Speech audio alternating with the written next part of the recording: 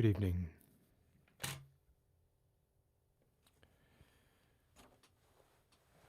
Hope y'all are doing well. Welcome to Beyond the Double Red Doors. Don't forget to smash that subscribe button. I'm going to have a preemptory sip of water.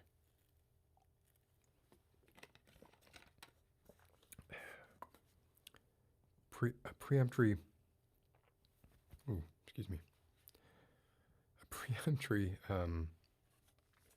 optional sip of water before my performative obligatory Coca-Cola.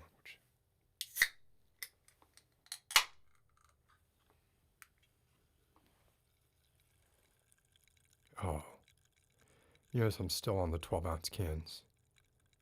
And there's a run on the 8.5-ounce cans.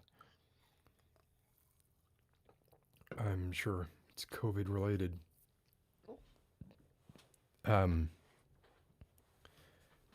So good evening, everybody. Welcome.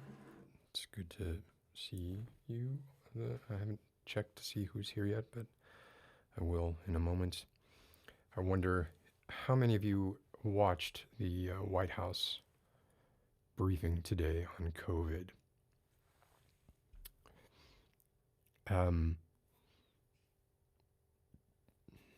Excuse me.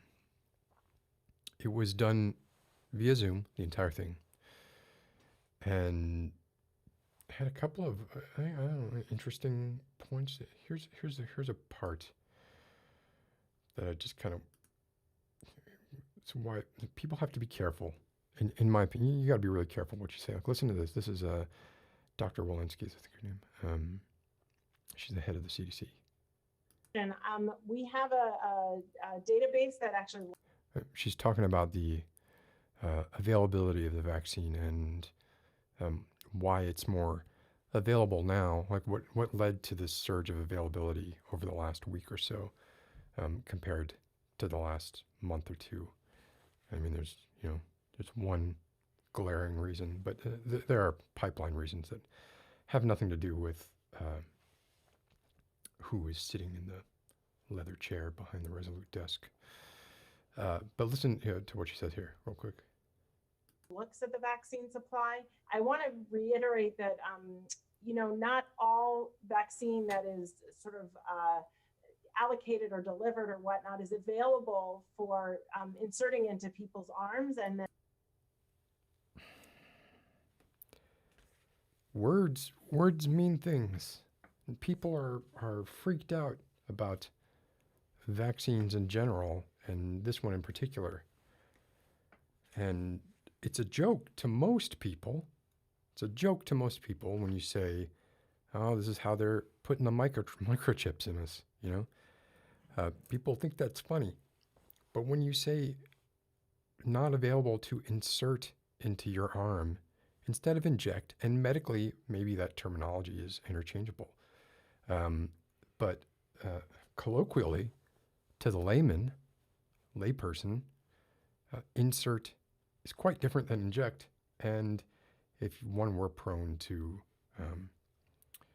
conspiratorial ideation, which I'm not, and I am guessing most of you here are not, but if one were, one might take pause at the use of insert instead of inject and wonder why that word was used and use it as evidence. Keep it in the file, put it in that file. Right, here are the 700 reasons that I have that each one taken individually means absolutely nothing. But come on, there's got to be a point at which 1,000 pieces of worthless evidence actually become, or not evidence, 1,000 pieces of worthless information somehow at some point turn into evidence. Just be careful. And it was interesting too because it was a lot like, it was reminding me of work. Like I was watching it and I was like, this is kind of like my work day. It's just navigating the long, awkward pauses and people talking on mute, and oh, God bless the ASL woman in the corner who was just like sitting there, and you could see in her face, like, Dr. Fauci was talking for a good couple of minutes while he was muted, and she was just kind of sitting there, like, kind of. You could tell she wanted to like look off to somebody and be like, "What do I? Am I just going to sit here while no sound is being made, and there's nothing for me to, no semaphore for me to perform, and it's not a semaphore." Anyway, it was fascinating, a fascinating hour and a half.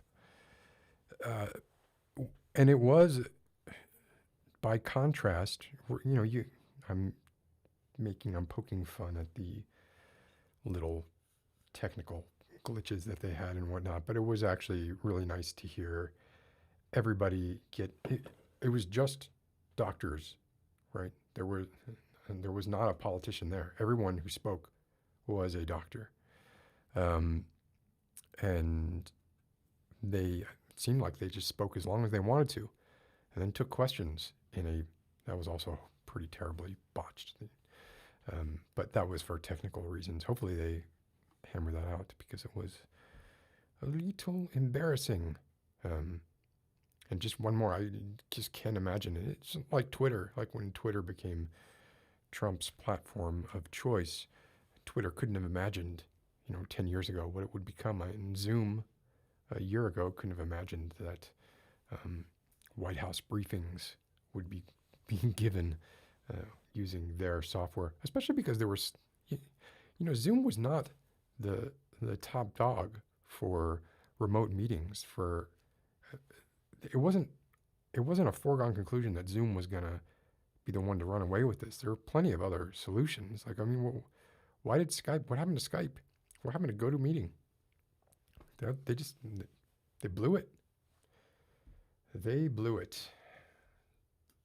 Anyway. Now I'm going to look at comments, because maybe I've been on mute this whole time, or maybe there's something coming out of my nose.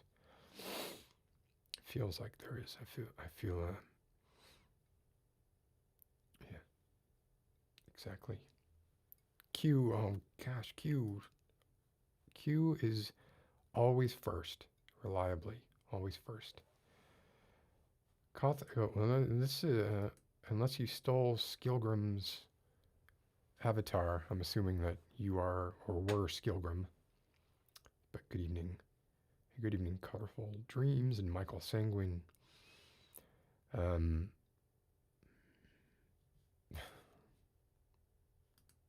Like that.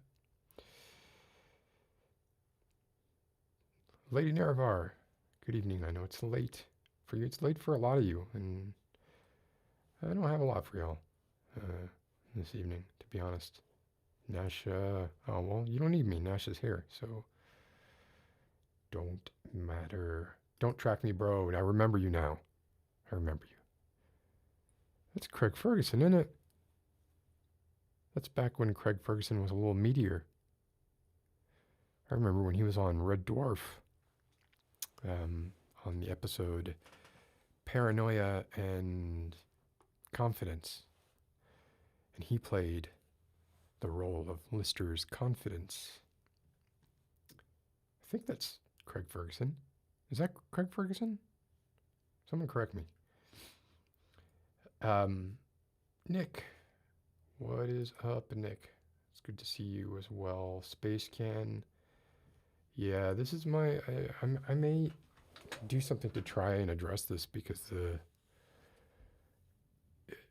the split isn't fair. I mean, it is obvious that, by the way, I freaking love this microphone arm. I bought it. I'm not paid for it. I think Blue Yeti microphones are crap, but this boom arm that they got, I love it. It's been wonderful. But I do feel like my friends and participants in the UK and other parts of Europe, or parts of Europe, get shortchanged by the time that this starts. It's hard for me to start much earlier. I need a little time to wind down after work. And yes, if you failed to notice yet, I saw this and I was like, I think I can do it. I think I can pull this off. I don't know if I can or not yet, because I just did it, but I did change my, and I've always hated chin straps, but this is the look I'm shooting for, is Alan Watts. Probably to do a role play of some kind or whatever, but mostly just because looks like he's off of Star Trek or something. It's something else. Love it. And we both have that. We both have that.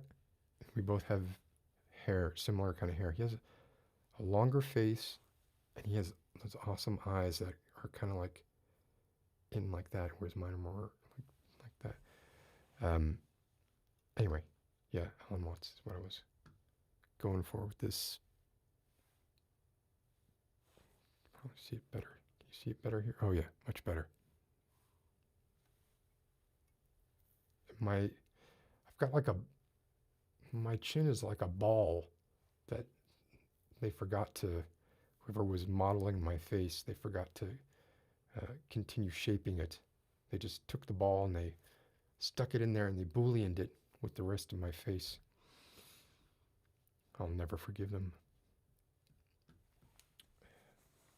Anyway, that was tangent number 1. All right. Nick Lightner, yes. Butterfly composer. Butterfly composer. This is not the first time that this has been tried. I mean, I don't understand why it has not happened. Well, I mean, I understand the political reasons why, but from just like a common sense notion, it should have happened.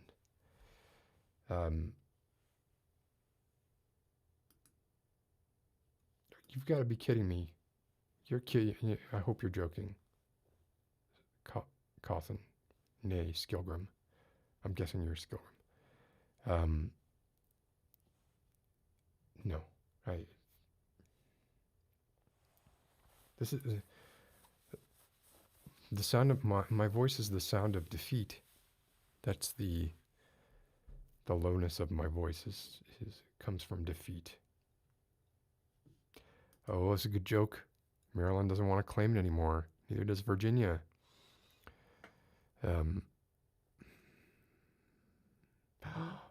Oh, Pavi is here. Pavi is back. I'm very glad. I was concerned that Pavi was not going to come back. So I'm glad that she's here. Hey, Ramona. It's good to see you. Katharina, so it's like 3 a.m. there, right? Well, what's he doing in your ears?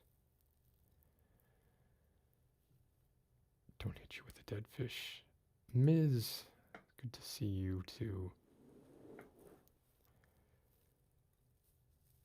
And Maddie with the totally... I mean, was that necessary? Was the B word necessary? Oh, I'm behind, aren't I? Look. These cans suck. I hate them. The smaller ones are better for so many reasons. That's right. That's right. I've got my own lean. Scissor up. Hello, LQ Flores. Good to see you again. Oh, Václav, I I have words with you. I must exchange with you. I like that. I don't like that. So we're all fine with admitting the mistakes we've made in our youth. And I was no saint, although I was straight edge until around the age of 18 or so. But one thing I never did, one thing I never did on purpose was cocaine. Or speed. And I say on purpose because, obviously probably took ecstasy that had some in it. But I was always looking for stuff to even me out, not to amp me up. And that has continued. For the majority. I realize now that the microphone is that's not great, is it? Although this is pretty cool. I'm loving that. Let's see if we can do something about this.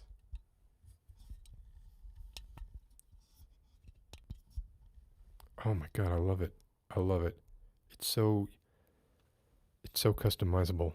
Oh, look at that. It's like I'm right up in your ears. Get Otis Redding out of there. All right, I gotta skip down a bit here because otherwise I'm gonna be playing catch up all night when I want to be playing Mustard.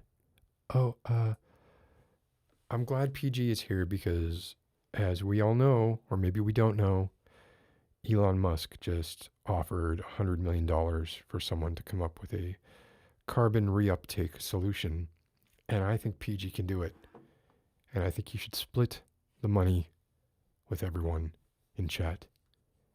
And I'll just write something in chat real quick so that I'm counted among those who is in chat. Oh, Levy, good to see you. Sir Rivington. I actually honestly don't even, I could not tell you what I call him or it. I'm sure I've referred to it by a specific name in videos. I don't remember. I'm skipping down here. Xava, good evening. Yeah. Hextech Gunblade, good evening. Yeah, I'm perfectly fine with that. I do feel a little bit I actually feel more pressure. I feel more pressure because if there were people here who hadn't been here before, I could just do the same thing over and over again. Not that I don't, obviously I do the same thing over and over again for you all too. But I do feel some pressure to not be just repeating the same tropes over and over again, over and over, and over and over, and over and over, and over and over and over again. Oh my gosh, you're in Warsaw. It's one of my favorite David Bowie songs. David Bowie, Brian Eno songs. Oh, crike. I gotta get. Nicholas, good to see you. I'm sorry. I gotta get to the bottom of these. Sorry. So I'm sorry if I missed saying hello to anybody. I think I got everybody. I'm seeing the same avatars again here. Oh. Yeah, I'm not really any, I mean, it's the cult of personality thing, and I'm not a huge fan of Elon Musk either. Once upon a time, I guess I fell for his childish charisma and seeming integrity. However, if he is able to solve, or through the mechanism of greed, solve the problem of global warming or climate change, I'd give him a pass.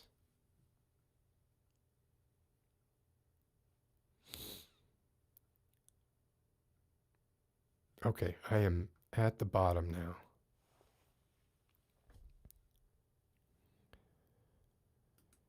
PG. So you have mixed feelings on carbon capture tech.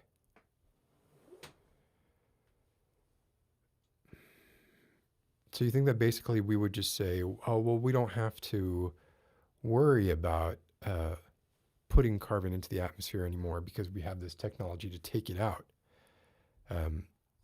But really, I mean, wouldn't we just measure the net change? Or you're saying that like it would just be too easy of a crutch. People would just kind of rely on, but don't worry about it. The carbon capture tech thing will take care of it.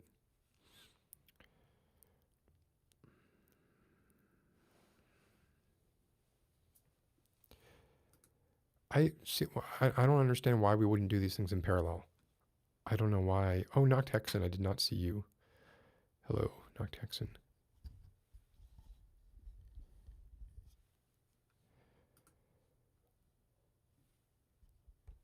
Actually, I didn't even know his parents owned an emerald mine. I knew he didn't come from nothing. I knew that was bullshit. But he was on Rick and Morty. Anyway, the words that I have with Václav are that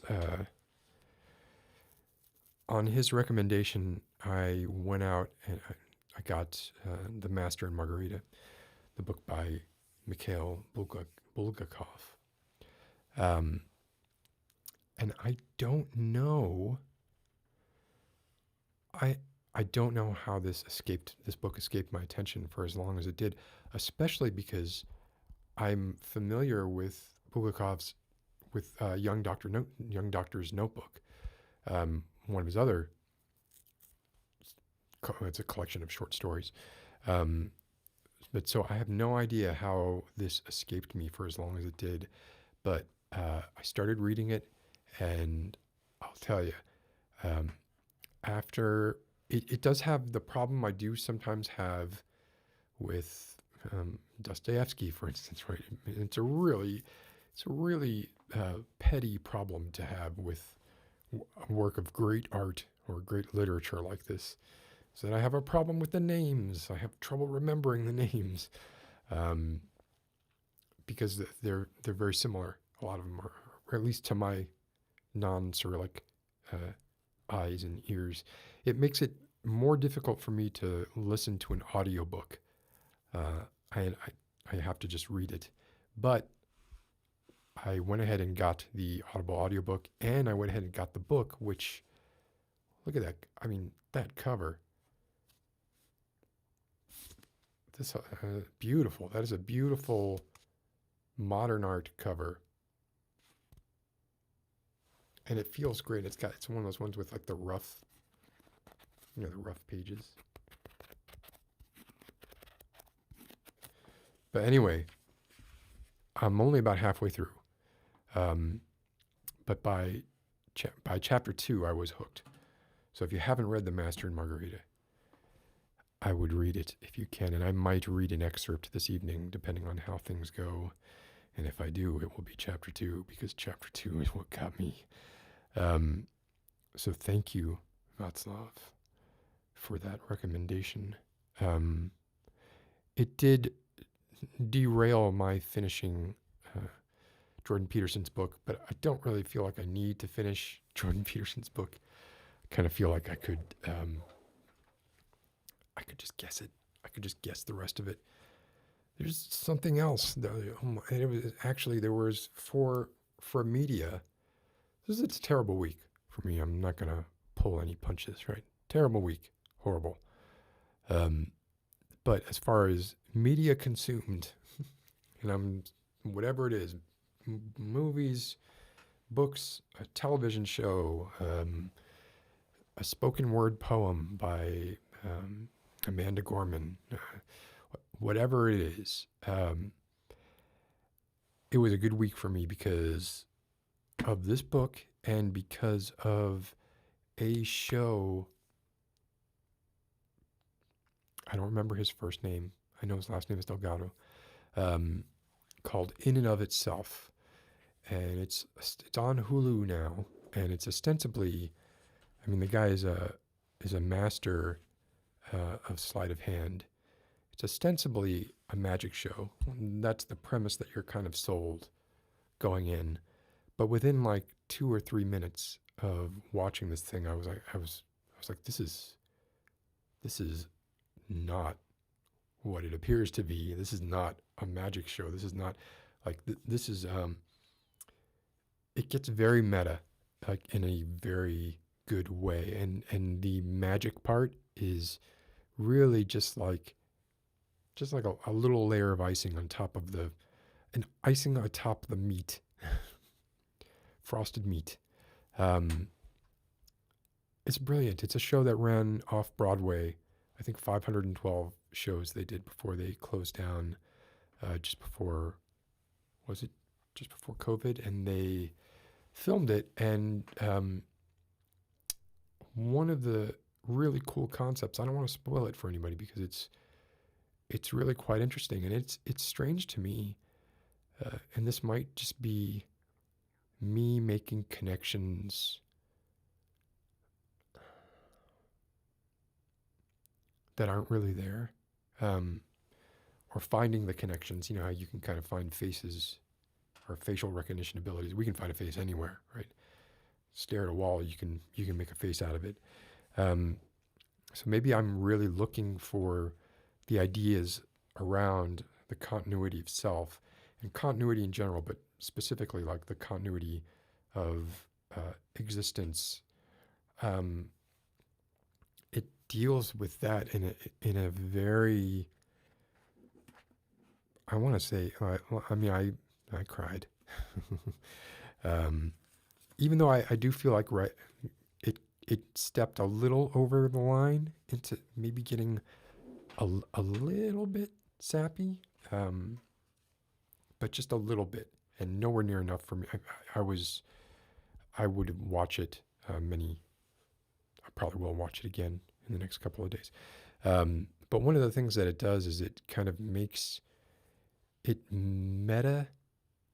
I wish cancer had not taken metastasized as a word, because I wanted the verb for making something meta to be metastasize.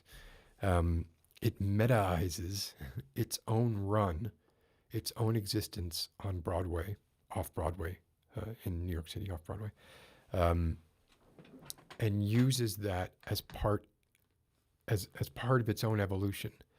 I can't be really specific without giving it away, but like one part of it is, for instance, there is in every show he asks one person to come back to the show the next day or the next show, and that person is not allowed to see the end of the show.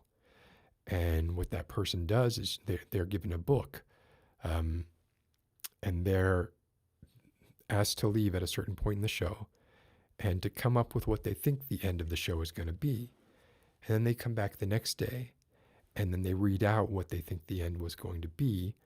And in that show, they give the same book to the next person, and then they write, what they think the end was going to be. And so the person who didn't get to see the end of the show the first night they were there, they see the end of the show the second night that they were there. The end of the show is definitely not what these people were projecting that it was going to be.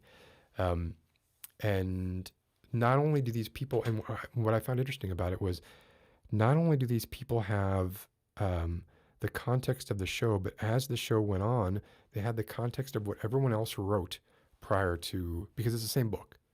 I don't know how the book didn't get stolen. And maybe it did. Like maybe that was a bit of a hand waving. I don't know. Probably not. It probably didn't. But that seemed like it would be a risk, that they had this one book. And if anybody decided, I'm just going to make off with this book, then it would have ruined the continuity of the show. But that was one of the things that evolves throughout the length of the show. Anyway, in and of itself, it's called, and it's great. I thought it was great. Hey, Grace, how are you doing?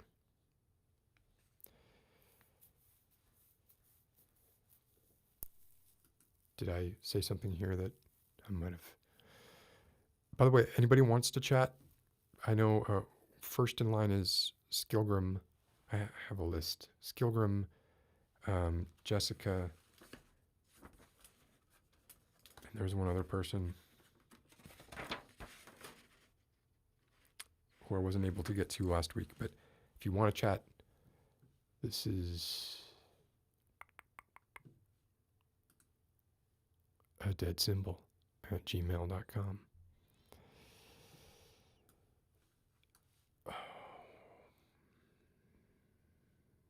Hi, Lisa. Good to see you. But yeah, so Coffin, email that there. Actually, I don't need you to email. I can just use the one that you already sent. Let me do that. So we can just get right into it.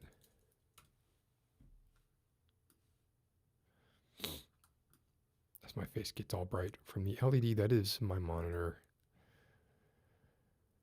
I hope you all are doing well. Excuse me.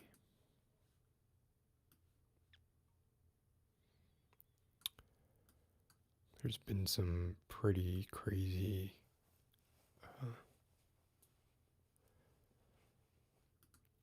ASMR drama going on, but I shouldn't have said anything and I'm not going to talk about it. If you know, you know. If you know, you know. Okay, so Skillgrim, nay, Coffin, I am sending you an interview link. As soon as I can find the interview tab. What the heck is it? No, because oh God. I still have learning issues when it comes to so much of my life spent on PCs that transferring to Mac just over a year ago, I still try and do things the PC way sometimes. Like, for instance, forgetting that the top bar automatically updates to whatever window you happen to have highlighted, which is not something that happens in Windows. Or at least it didn't. I couldn't tell you about in the last year.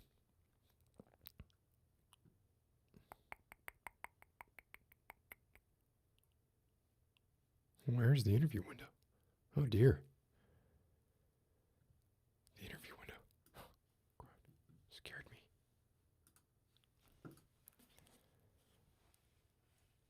Coffin, I am sending you, oh dear, a link.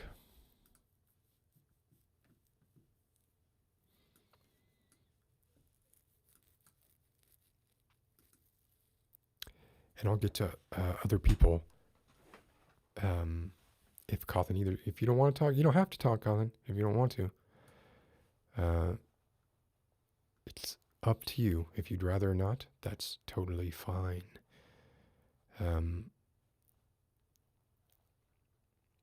Yeah. If you want to chat, just go ahead and email in. Once I get through the people who I was going to get to last week, but then ran out of time to, then I will get to y'all. Here we go. We got a Coffin. Okay, so this is quick. Is it going right in? Coffin, I can see you in the green room. Are you ready? You can just nod. You're good. Kind of ready. I see. Before I bring Coffin in, I think I should mention. I see some alcohol. Coffin's friend. It probably would have been cut off by this anyway. Coffin. Oh, I need to go like more this direction, I guess. Yeah, it kind of does it, and I got to come over this way a little bit. How are you? I didn't mean for you to take it off. I was just being cheeky. I don't know the rules. Oh no, there's no rules. I guess I guess there are some rules, but that's not one of them. How are you doing?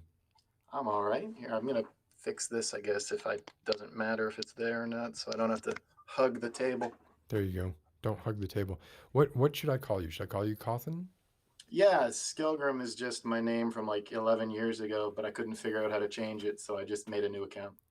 I have a few cases. Like I used to always, like from the time I was 12 or 13 years old, I went by even further away was the name I used for everything because it was very emo sounding.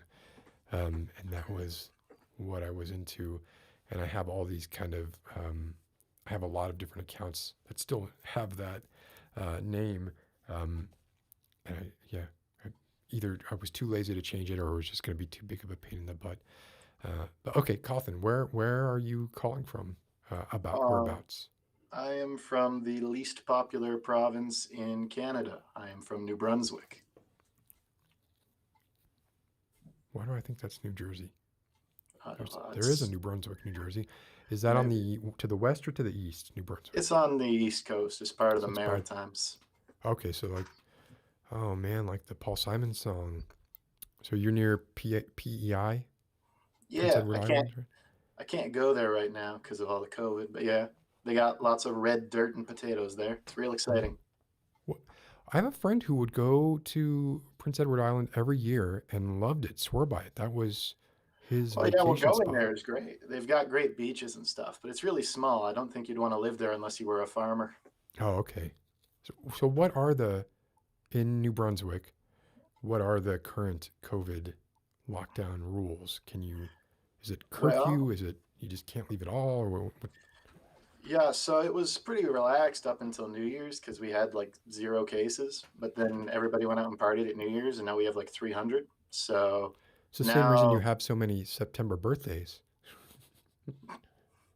but yeah, Y- no, so now you can't visit your friends or stuff, but you can still go out to all the businesses and things. You can't sit down in a restaurant right now, but you can do drive-throughs and stuff. So you can do okay. So can you walk into a business? Some, yeah. So like you could go into like a clothing store or a Walmart or a grocery store, but you can't go to a barber or a restaurant. It's weird. How are they enforcing going to a friend's house? They've actually been apparently going around to some houses and like knocking on doors, seeing if you've got the right ID for that address, and if you're in the wrong place, they're like, give us What? money. Oh God, what if you just didn't update your driver's license like some people who might be Uh, I don't know. on I'm the sure they have screen a way right of now? figuring that out, but Wow, that I don't like the sound of that. well, they haven't done it very much. They've done it to like 120 houses since it started, and they've only found like 3 people that they've had Yeah, to find. So, I wonder if it's just like they probably are doing it more to be as a deterrent and more like a performative thing than actually thinking they're going to effectively police people that way, um, because it seems one highly ineffective and two highly invasive, right? yeah, Um, which, like me, I don't be invasive. Like let's fucking kill this thing and then we can go back to to whining about our. Well, I say that I say whining about our rights, but I do the same thing. Like I whine about my rights all the time. yeah. Um, It was like a bigger thing. Like, so I didn't care much early on, but now like it's like a month and a half of being stuck in the house all the time, and I'm like, I wish I could go outside. there was no watch on your wrist when you just did that. No, no, I know. I don't even own a watch. I don't know. I got an iWatch um, a few months before COVID, and it was fairly useful pre-COVID, and it's completely useless if you don't leave the house. There's no reason to have one um, when you have so many ways of telling the time right around you. Yeah. I'm Um, kind of like I don't know if archaic is the right word, but I like old stuff. So I actually like I don't have a watch, but I have like a pocket watch. oh man, does it pop open? Yeah, so it's hard to get with one hand, but Is it working? No, not right now. It got knocked around a bit. I have to get it repaired, but obviously I can't because I can't go to the store that would repair it right now. But So that's not, so yeah, so watchmakers don't fall under the essential businesses. necessary services, yeah, I guess not right now. Yeah. What is time anyway at this point? I mean, that's what everybody's kind of saying. I guess I only need to worry about it for work. So can you say what you do? Oh yeah, I'm a programmer, so I just sit here and work all day. I don't even have to leave. And what program, what programming language do you use? And you said JavaScript. Yeah, mostly I use Java. I learned a bunch of them, but I use Java at my current job. Yeah. When you say you learned a bunch of them, did you learn? Well, I mean, Java and C are pretty, they're like Yeah, cousins. well, Right? we did what? Agile, Agile's not a thing. We did Swift, we did C Sharp, we did Java, JavaScript, CSS, HTML. We did a lot of networking stuff too. They gave us like a foundation and everything so we could work in a bunch of different places. And can you say where you're working now, or what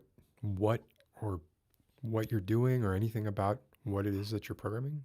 Yeah, so I mean, I program on the main application used by a big insurance company around here, the Blue Cross, that handles all of the medical stuff for our government and stuff. Like native web, or do you have to do mobile stuff as well, or? No, we have a mobile department. I just do the computer part, the So you're desktop working. portion. Oh, okay. So desktop portion. Are you working on like server side stuff, or also Yeah, client it's stuff? it's no front end stuff. It's all back end server side. So you are not a full stack. You are a. Well, I could be, but they have us all set into different departments. So it seems like, so you. I'm guessing right here, and correct me if I'm wrong. Um, I'm guessing you are part of like an agile team or a scrum team of some kind, right?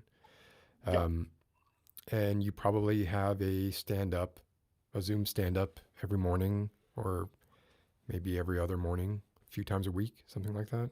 Yeah, basically, we don't use Zoom. We use WebEx, but Oh, yeah, is that a risk? Why? I don't know. Well, we never used Zoom. We started with something called Jabber, and now we use WebEx, and it was just, I guess, whatever they had the license for or something.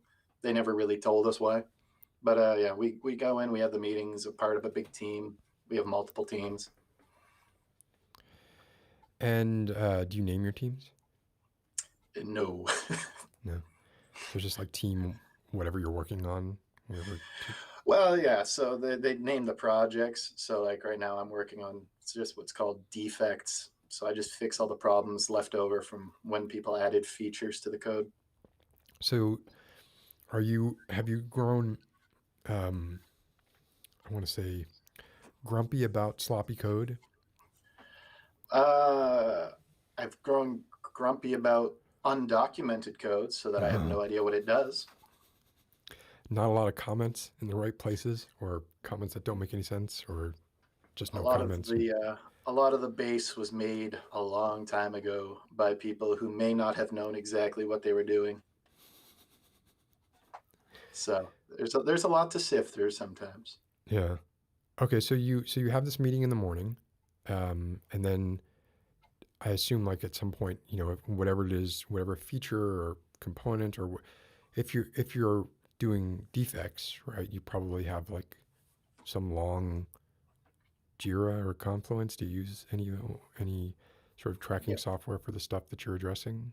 Yeah, yep. So they've got the Jira set up where we just go and we look in at any defects that have been assigned to us, and we have like a list of priorities and stuff, and we do those. And the meetings are mostly just, hey, is everybody working on the thing they're supposed to be working on? Yeah. Are you done yet? No. Okay. This is it's amazing to me. Like it seems like it doesn't matter.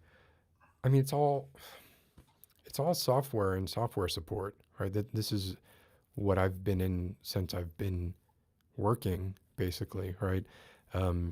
So it's interesting that it doesn't really matter what you're working on, or even what industry you're in, so much a lot of the processes are the same.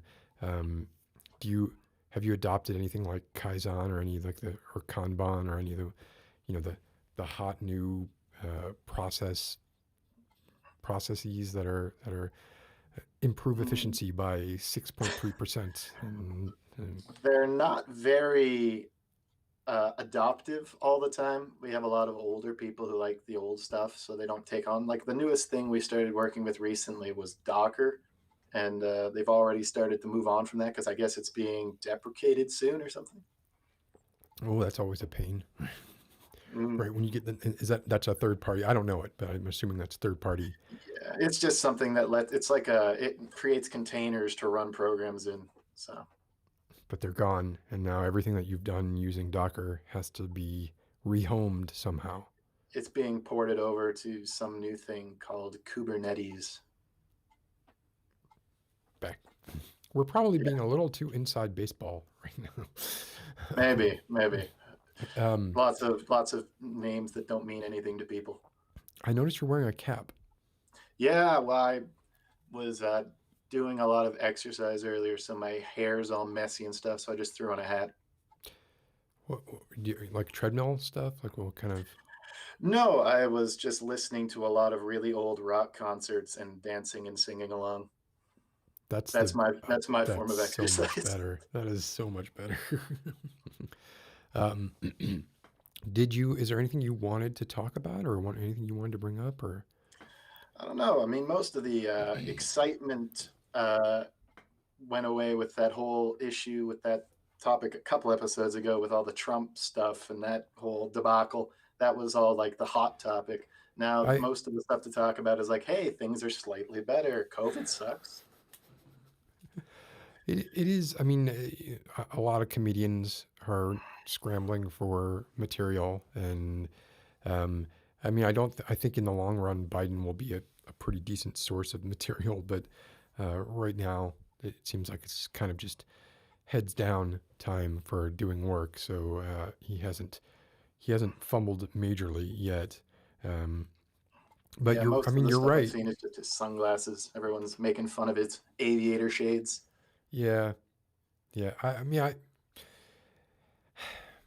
I was always very concerned, and I still am. Like when I would watch the debates, the primary debates, um, that he seemed to be almost incapable of following what was going on in the debate sometimes, um, and it genuinely made me concerned about. I was like, did did everybody watch the same debate I just watched, where Elizabeth Warren and Sanders were, and even I Tom Steyer, right?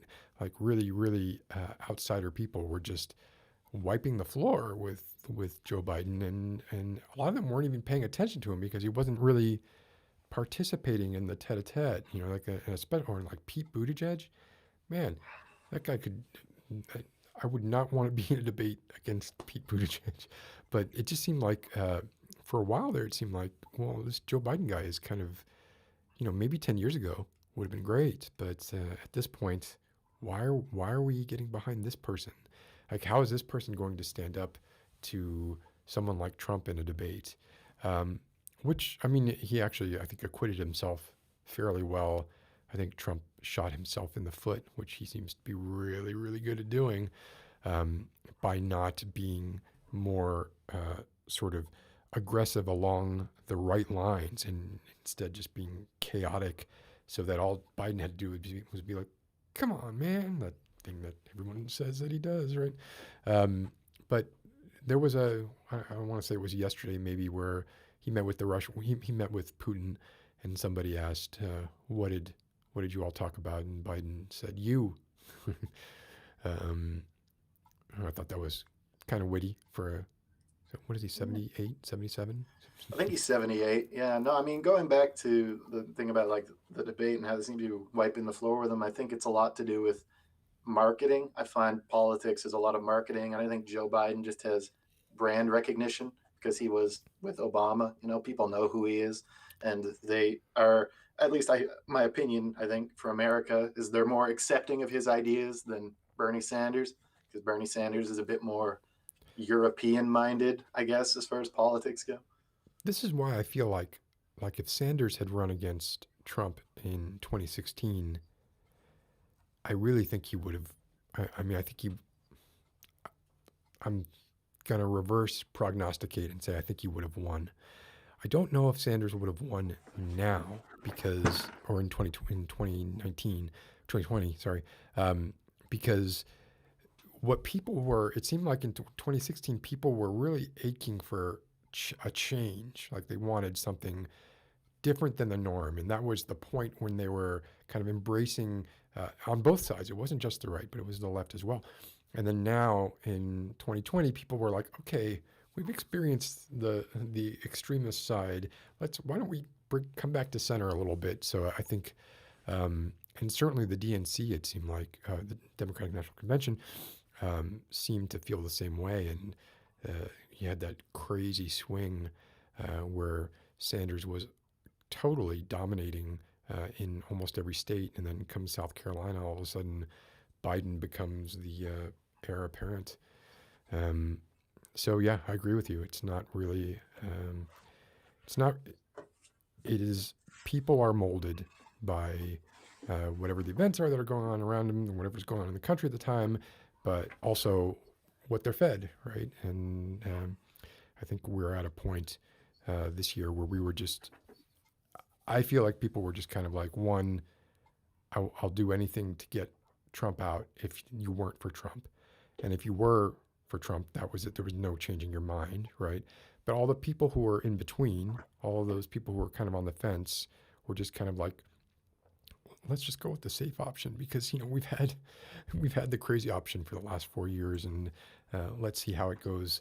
To not that the swamp was ever drained, but if we were using the parlance that Trump was using, right?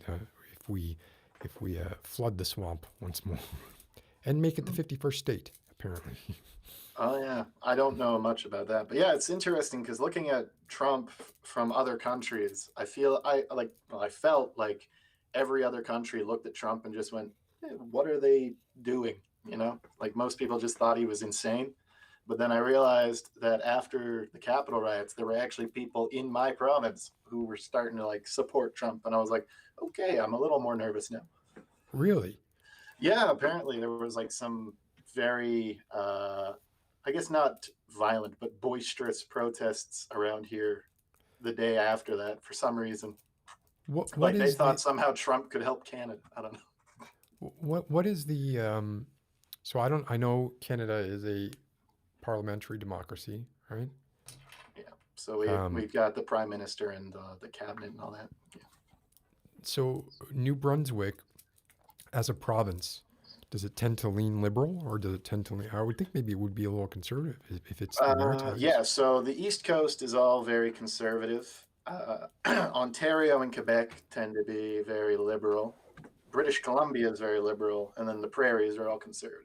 You could kind of think of the prairies as like the southern United States because, like the cowboy Yeah, hats and the farms and wide open plains. yeah. The East Coast is, I don't know. I always had the stereotype of like the old newfie and like a fishing hat who just doesn't even care about politics. So he just votes the way he always voted. And then Ontario and Quebec are the more modernized city folk. So they're more liberal. And then British Columbia is basically Canadian California. So, So were you born and raised in New Brunswick? oh yeah, in the same house. Really? Yeah. So you work from the house you were born in, so you live at home. Yeah. Basically, Wow. yeah. That's so I guess I don't get out much. but so you have no overhead, or maybe you do, right? But you have low overhead, right? Before COVID, you had to go into work, I assume, or were you Yeah, we still had working from home? it's actually a lot more convenient too because our office was downtown on the seventh floor of a giant building. So, Yeah. So I'm kind of in the same boat with you, right? Like I actually moved out of DC, of the city of DC, or sorry, the District of Columbia, um, because it was such a hassle to commute to work every day. And then now we're not going into work anymore, we're working from home. Um, I would have in this situation that I'm in right now, being in a suburban area is just not, like I would much prefer an urban environment. Maybe it wouldn't be as safe. wouldn't be able to get as much quiet for video recording, but as far as like not going crazy, right? It would be nice to be in a more urban or populated environment than I'm in right now. That's fair. So it is a little weird, especially after a year, right? Like it's getting to the point where it's kind of the bloom is off the rose, you know. So I have the benefit of basically living right on the fringe of the biggest city in the province. So, What is the I go biggest 5 city? minutes in one direction and I get full city. I go 5 minutes What in the city other is and I it? get full country. It's Moncton. They So, call can it you the say one more Greater time? Moncton area. Oh, Moncton. Moncton. Moncton. Yes, I've heard. Yeah. Um, okay. So yeah. So you and by country you mean like real country, not Yeah, like just like mountains. Well, not mountains per se, because like mountains like the Rockies, but like, big rolling hills, lots of trees, wide open fields and stuff. Right now, it all looks the same though, because it's all covered in snow. But I fucking hate snow, man. yeah, yeah, shoveling it's lots of fun. No, it's not. No, it's not. I did have that cool thing yesterday or the day before yesterday where, you know, when your windows get iced up and then it warms up a little bit, so there's like a little bit of like a little bit of condensate between the ice and your window, and you can lower your windows but still have windows of ice, Oh right? yeah, That's the, and then I love that. That's the only thing I love about snow is when those conditions happen. yeah, Um, and I did. it reminds me all the time of that meme where the guy's just holding a cup of coffee, and then the other hand punches through the ice window, grabs it, and just pulls it in. I don't. I have not seen that meme, but I would love to see that meme It because for might be some more of a reason, Canadian thing. It does have a Tim Hortons cup in it, so that might be more of a Canadian thing. But see, I know Tim Hortons too. You know, yeah, that is just prove to prove I'm not lying. I literally. Oh, I it's guess you can't hard. really. Oh, I get the gist. It looks like a car window, right? But it's actually a video of it going up and down, but you can't really see it. But to prove my fascination with it, but it also kind of goes to show the threshold of what constitutes entertainment for me now. Well, It's pretty low. you can get the same sort of interest in ice and snow when it gets to the right temperature, and the frost forms patterns on the window, and it's almost like nature created a little Mm. painting right on your. A little procedural kind of fractal looking Yeah, thing. I Yeah, like those. yeah. Plus, you have the classic childhood trick of sticking your tongue to a frozen pole. Do you ever actually know anyone who did that and got stuck? Yeah, me. And you actually got stuck? Oh yeah, well, I mean, I got unstuck after like an hour. Somebody brought out some like hot water. And I was like, Right, because the solution seems pretty straightforward, right? the problem is just when you're stuck and no one's around, being like waving your arms trying to get their attention because you can't You were a move. You're stuck kid? to the pole. Yeah, yeah. I was like 8. Okay, so you didn't know about this. This isn't something that you did because someone dared you or something. This is just like sometimes 8-year-olds put their tongue on things. Yeah, yeah. Sometimes 8-year-olds just aren't very bright. Man, but yeah, but yeah. So lots of fun winter things. I mean, one time I remember there's like so I had an elementary school near where I live, where I went, and there was woods all around it, and it was on a hill. So in the winter, you'd all go sledding down the hill or whatever. But the teenagers would go into the woods, and they had this big slope set up with a ramp for snowboarding. And I remember one time I thought I'd be a genius and try to do that, even though I'd never snowboarded before. I hit the ramp, and I wound up stuck upside down in a tree with the board caught between 2 branches. I mean that's like movie stuff. That's the kind of thing where you see it in a movie and Yeah, you'd be like, nah, that doesn't really happen. But so it happens if you're a bad enough snowboarder, I guess. you were locked into the snowboard. Maybe you couldn't get unlocked, right, by yourself, or Yeah. did someone have to climb up in the tree to get you out? Yeah. So I had one of my little buddies back then because I was a kid again, and they managed to climb up with like, they piled snow up on the side and got up and released the little buckles so I could fall down. That's what they did to get you out of the tree. They released the buckles, so you just fell out of the tree. Yeah. Well, I mean, there was lots of snow. It cushioned the fall. Oh, I guess that's true. Yeah. So I distinctly remember when I was a kid falling out of a tree, um, and blacking out, like hitting my head on a root or something, and Yeah. then I don't know. coming to.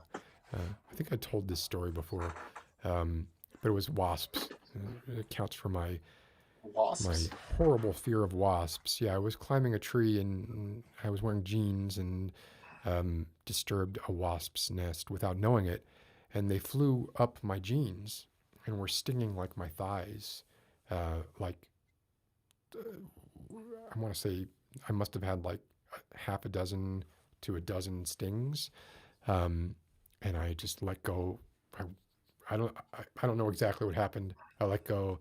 I fell, hit my head on a root, blacked out, woke up with my leg just in intense pain. I don't know what the wasps did or how they got out or what happened, but I'm I mean, if I had been allergic, that would have been it. But Yeah. fortunately, I just had a swollen leg and was in pain for a while. It's funny. I Mike was have saying two very similar stories. you have similar stories about wasps. Well, about both, because I mean, I climbed trees as a kid too. I think that's just a kid thing, but I decided to climb like a tree that had fallen over and was leaning against another tree. So Oh, I so it got was about Robin. halfway up and it snapped in half, and I Oh, fell like 15 feet right onto a rock on my butt. So that was a fun feeling. And then about the wasps, when I was a kid, we had these like hand gliders. I don't know if that's the right word, but at the elementary school. So you would run down this ramp, hold onto a thing, and it was on like a rope, and you go wee across to the other side. So I fell off of that, and as I was falling, I high-fived a wasp's nest, and just my entire hand was just eviscerated with stings. let me. So this thing that you're saying, this hang glider thing, was it like a rope pulley, kind of like and you just kind of push forward Yeah, and hold on to something, and you just kind of go yeah. down by. So it's like two raised platforms with ramps and stairs, so you can get up them, and then you got this like red handle that's on. It's like a chain covered in some form of plastic or rubber, and then you go and it's just you use Like the a zip line. momentum. Yeah, yeah, like a zip line basically, and you would just go from one side to the other and then throw it back for the other kid to go. And you fell off it, and while you were falling, you smacked a wasp's nest. Yes, and I don't know how, but it happened. Oh my And God. I always remember because my mom tells me about how she got like a phone call from the office of the school, and she was confused because she thought that they were telling her that I was stunned. Like they thought that they Oh, were instead telling of her that I stunned. was, yeah, they thought she thought they were telling her that I was stupid. You know, he's stunned. Well, that is we. It seems like everybody has like weird school stories that are something like that. But Well, yeah, yeah. I think it's because everybody does all the stupid stuff when they're young. well, some of us keep doing it I guess that's right fair. up until the end. Can I ask about how old you are? Like ballpark? Yeah, I'm 26. Oh wow, very. You're young. You're a young up and comer. Do you Yes, I'm at think? the age where you are young, but you start telling people that you don't feel young. Gotcha.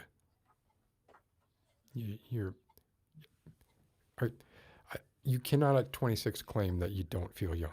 I mean, I guess you could, but Well, it's like, it's the age where like you start getting the receding hairline. The beard grows in a little fuller. You start putting on weight. You feel like you're aging. yeah. But you still feel more or less invincible. Yeah, yeah. You still have that youthful, like I'm not going to die feeling, but you start to feel like you're not in peak physical condition. Man, wait till you hit 45. Mm, it'll be quite an adventure. It's like, but they have that thing. It's like old is always 10 years older than you, right? So it'll move up. Man, I wi- I mean, I understand that, like 30's the new 40's the new 30 or 50's the new 40 or whatever, that kind of thing. But if you're saying from the perspective of an individual's ontology, ontogeny, when they get to a certain age, they always think of old as being 10 years beyond that. Is that what you're saying? Yeah, well, I mean, I've always felt that way. Like when I was 10, 18-year-olds seemed old. And when I was 18, Yeah. 28-year-olds, like everybody always seems older, because you always I, feel like as you get older, you're going to understand more and be able to like, be like the adults you knew as a kid. But then all you're right. like, no, no, wait, maybe the older people still know more. But you do Coffin, start to, oh, am I over talking? no, but let me tell you what's gonna let me tell you what's gonna what's going to actually happen. And this is not an indictment of you. This is me saying what my experience of it was. I felt just as ignorant, okay, but without an excuse. I continued to lose faith in institutions and people that I once held as sacrosanct. I continued to get more and more bitter because I felt like my potential was decreasing, which of course it was. I continued to get more and more physically fatigued to the point where I was having to exert effort, even if I was exercising or whatever. I had to exert effort to do things, and I was aware of it in a way that I never was when I was younger. I think there's diminishing returns, like when it comes to, when you're 25, you can be like 40 is old, right? When you're 30, you're like, well, 45 is old, right? And then when you're 40, you're like, well, no, 50 is old. But look, when you're 50, it's just like, that's it. You can't be like 50. Well, George Clooney's 50. Oh, so the fuck what? George Clooney's old. So I don't know. I hope and pray that you have a wonderful 20 years of youth left before you hit this kind of brick wall, and maybe you won't hit it, right? And there are lots of people who I guess don't hit it, but my personal experience of it is not an ever renewing spring, right? It is not like it's always 10 years off, or you always feel like it's 10 years off. What else happens is like you start to, it's not, what really got me? I know this is a bit of a tangent here, but it wasn't when the things that I liked or that I felt a connection to became old hat. It's when the things that replaced those things, when those things became old hat. So I was it wasn't that I was out of touch, I was out of touch with the things that were still out of touch. You know what I mean? Like I was multiple generations removed from what is considered in touch. So when you're a generation removed from what's in touch, when you have a 19-year-old coming up to you and being like, you're old, you don't know what's the newest chocolate bar. That's a humorous demonstration of my lack of being. They did that in an episode of The Simpsons, didn't they? He's like, I used to be with it, and then what it was changed. It'll happen to you. Simpsons has got it. They've got it. But regardless of any of that, I hope that you get at least another 24 years. And I'm not saying that you'll die in 24 years. I'm saying that in 24 years, you won't be able to push away the old anymore. So yeah, you seem like you're well on your way. Do you want to, is New Brunswick, are you happy there? Is that where you intend to stay? Do you have? I mean, it's pretty nice. You've got this sort of city place in Moncton nearby if you want some city life, but a lot of it's just sort of like, pretty scenery. Everyone here is really friendly. It's like the cheapest place in Canada because nobody wants to live here because of how small it is. You're okay with the climate? Oh yeah, I mean, I've been living it my whole life. I don't know anything else, right? So, really. Do you wear shorts? Are you wearing shorts right now? No, I'm wearing pajamas right now. Oh, okay. But Right. I am a fan of the odd snow jug and shorts. Wait, what is the snow jug? What? Well, I just mean like, even if it's snowing, I'm still going to go for a jog wearing shorts because. Oh, a jog. Oh, jog. I'm sorry. I thought you said jug. Yes, that was my. Oh, no. My old boss was from Edmonton, or maybe even north of Edmonton, but in Baltimore, where I worked with him, he wore shorts. Didn't matter if it was. I mean, I was freezing my ass off, and when we would have fire drills, I would be bundled up, and he would just be there in a t-shirt and shorts, kind of like looking at me and laughing that my cold tolerance was so horrible. But it's true. That is like, that's something that if you're born in one climate and that's what you grow up becoming acclimated to, then that's what you're acclimated to. I still Yeah. sometimes try to do keyboard shortcuts that are PC only on my Mac, right? So when something is ingrained into you, it's sometimes hard to get rid of it. Um, but that can work to your benefit, right? So if you're where you're happy, then I don't. Have you traveled much?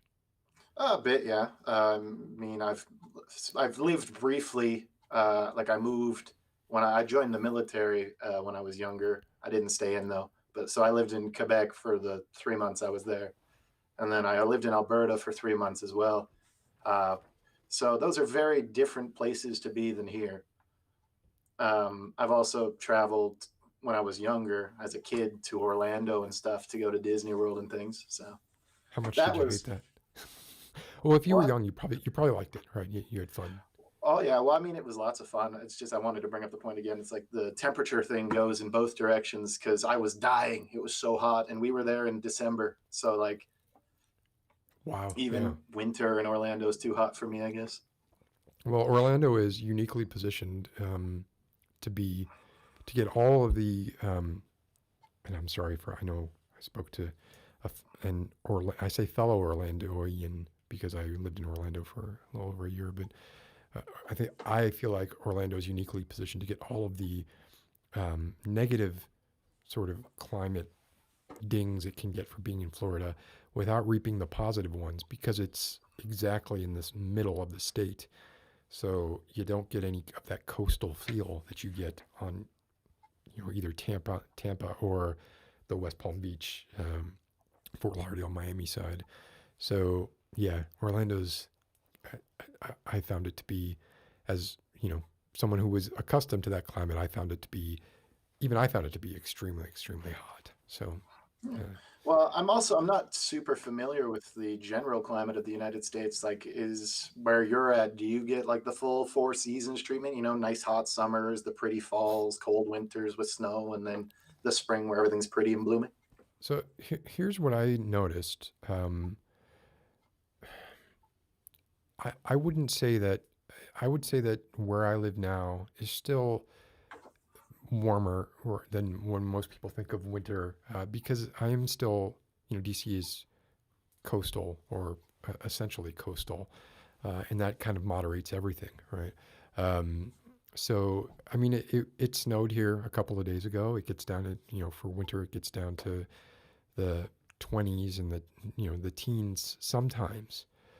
It rarely hits, I'm talking Fahrenheit, about right? Fahrenheit, yeah. Yes. It rarely hits zero, right? And this winter has been particularly warm. Um, so mm, hopefully, maybe Yeah. Elon Musk will get us colder winters.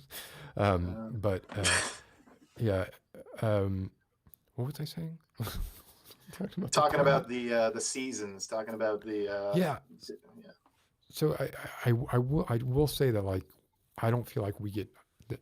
It's definitely true that the falls autumn further north than here is much prettier than it is here. So the latitude that I'm at um, doesn't it doesn't get great autumn. It's sort of like everything's green and then everything's kind of yellowish brown for about a week and then everything's gone. Um, I realize in Canada it can go quickly too, but my experience has been further north. You get much more colorful autumns than we get here. And yeah, to the point where I remember thinking that it looked fake, like the trees looked fake because of how intense the colors were in autumn, or it looked like I'd applied a filter to them when I hadn't. Yeah. So I yeah, our remember autumns are not as pretty. I always like I make a point every year whenever fall rolls around to take a nice drive up through the hills and stuff back behind my neighborhood because just all the trees explode in like these bright yellows and reds and it's like a forest fire but painted on. Anyway, That's a nice way of phrasing it there. So yeah. you're at a place where you're happy. You have a job that you know you're you don't have to you don't have to be as worried about the sort of cycles of what's in and what's out because especially if you know multiple languages and you're accustomed to the paradigm of programming, right? You could go in and out of. And if you are familiar with full stack, so you can do front end or back end or whatever, Yeah. so you're probably not going to have much of a problem with work, except for you might get bored or something, right? But as far as finding work, you're probably not going to have much of a problem.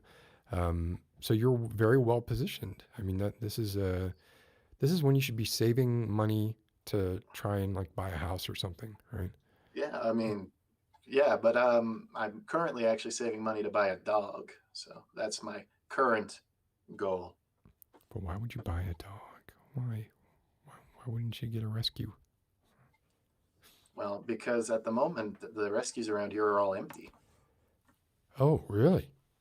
Yeah, I don't know if it's because of COVID or what, but I went online and I looked at like the SPCA and all the other Oh rescue my, you know places what? around here, and they were all empty. They had, I've never I thought should say, about. they had lots of cats. They had cats, but they didn't have any dogs. I have not thought about that, but I do know that obviously there is some chance for cross species infection, right? So Well, I also speaking of that, though, there's also been like a massive uptake of people getting dogs since the that's virus true started. because they're stuck at home alone, right? Yeah, Yeah. Okay, there you go. What kind of dog are you looking at? Blue Heeler. I don't know what that is. It's an Australian cattle dog. They're kind of like the size of a lab, but they're well, they're born all white, and then they grow these like black furs in between the white fur, and so they kind of get this gray look. Oh, wow, that And sounds pretty. yeah, I think they're pretty pretty. I'd show you So, a picture, but I have no idea how I would do that. so long hair or short hair? It looks like short hair. Huh. I've never really thought about the length of hair on a dog, I guess, but I think it's short hair. Um, and it's approved in the house that you're living in for you to get a dog. Oh yeah, it's fine. I have to still build a fence though. I need a fence for the backyard so it doesn't run away. So when you say build a fence, do you mean you're going to build a fence or you're going to get a fence built? Have one built, yes. I'm not that handy. Although I am working on building a fire pit. This is a maybe this is a stereotype that I think I am guilty of when I think of Canadians. I think sometimes they seem very self-reliant, right? And sort of like, so when I would say like build a fence, I would always assume that I'm getting someone else to build the fence. But so yeah, and talking to you, I kind of was like, oh, he's probably going to build a fence. But No, that's my I did. I used to build things as a kid, actually, but nothing complicated. I used to build like swords and shields and stuff. I would make all this like fantasy, what's the word? Medieval toys. I would just build them in my garage with random wood that my dad would have lying okay. around. You weren't forging steel though. No, no, no, no, All no. right. Just wooden swords. Okay, gotcha. No, but yeah, no. I actually thought about building the fence, but I figured if it's something that's like in like an actual structure, like a fence is something that's built into the ground and meant to stay there for years, it's probably best to invest in having like somebody who knows all the codes and all that stuff for it. Yeah, probably. And you don't want your dog to run away, Run right? away. That would No, be. yeah. When I was younger, we had a husky, and we had a chain link fence, and he would get away anyway because the snow would get high in the winter, so he'd jump over the fence, Oh yeah. or in the summer he would dig under it. So So that fence couldn't do right. It didn't matter what the it didn't weather matter. is. That fence was failing. That was a resourceful dog, though. We had a cottage in Ontario we used to go to, and we had left the dogs in the house when we went across the lake to a different cottage. And then we came back, and all the dogs were waiting for us on the dock. We're like, uh-oh, how did you get out of the house? So they had apparently pushed out the screen door and all just come out through like I say a screen door, like the screen of the window. So they'd all jumped out the window and were just running around free in the woods. Huh, man. Well, Cawthon, it was nice learning about you and your life. And I don't know. I'm glad that you're listening and or watching, and um, I hope that you make the most of the next 24 years. Thank you. I will document it and make sure that it is well spent. Okay, and also hope to see you in the chat. And Oh yeah, I'll be sticking around. cool. Okay, thank you. No problem. Best of luck. Thank you. Talk to you later, Cawthon. So that was Cawthon. Um, see, this is the thing. Like I think of Exava living in Brittany, and I think of these rather stereotypical images of France, and then I think of someone living in the Maritimes, and I get this sort of reductionist, simplified, provincial notion of what life there must be like. Aren't we going to talk about that noise? Was that a noise when I was talking to Coffin? Michael, I like the way you say you're giving me permission to chat with you. Hi, Ali. Don't think I had seen you or said hello to you for the evening. I got to check to be sure. Let me see who's...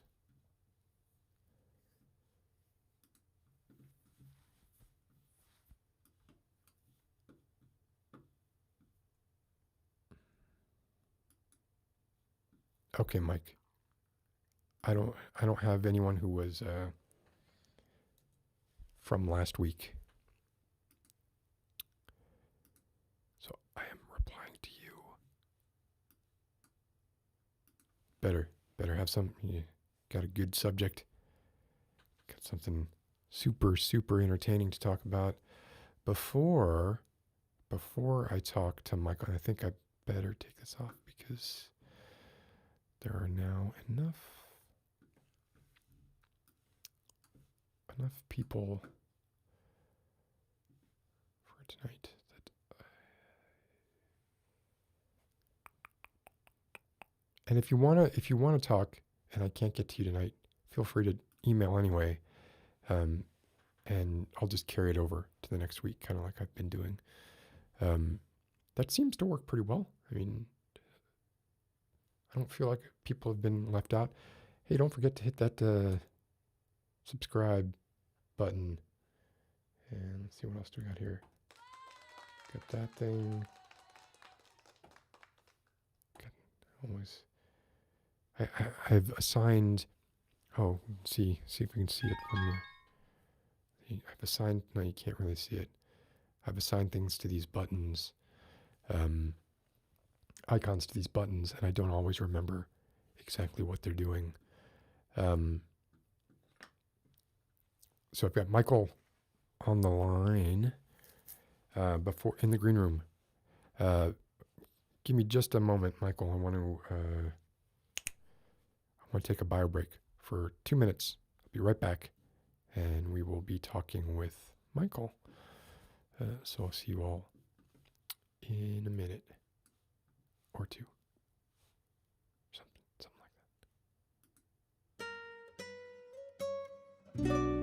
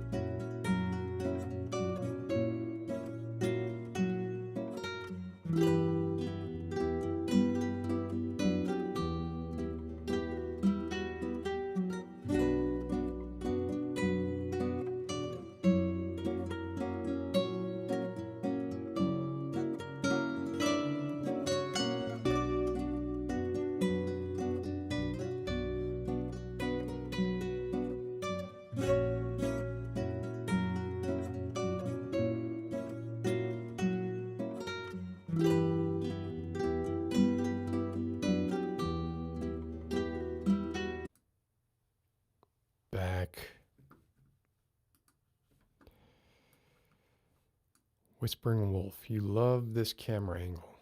Which one are you talking about? You're talking about this wide one here, where all of my secrets are exposed? Um,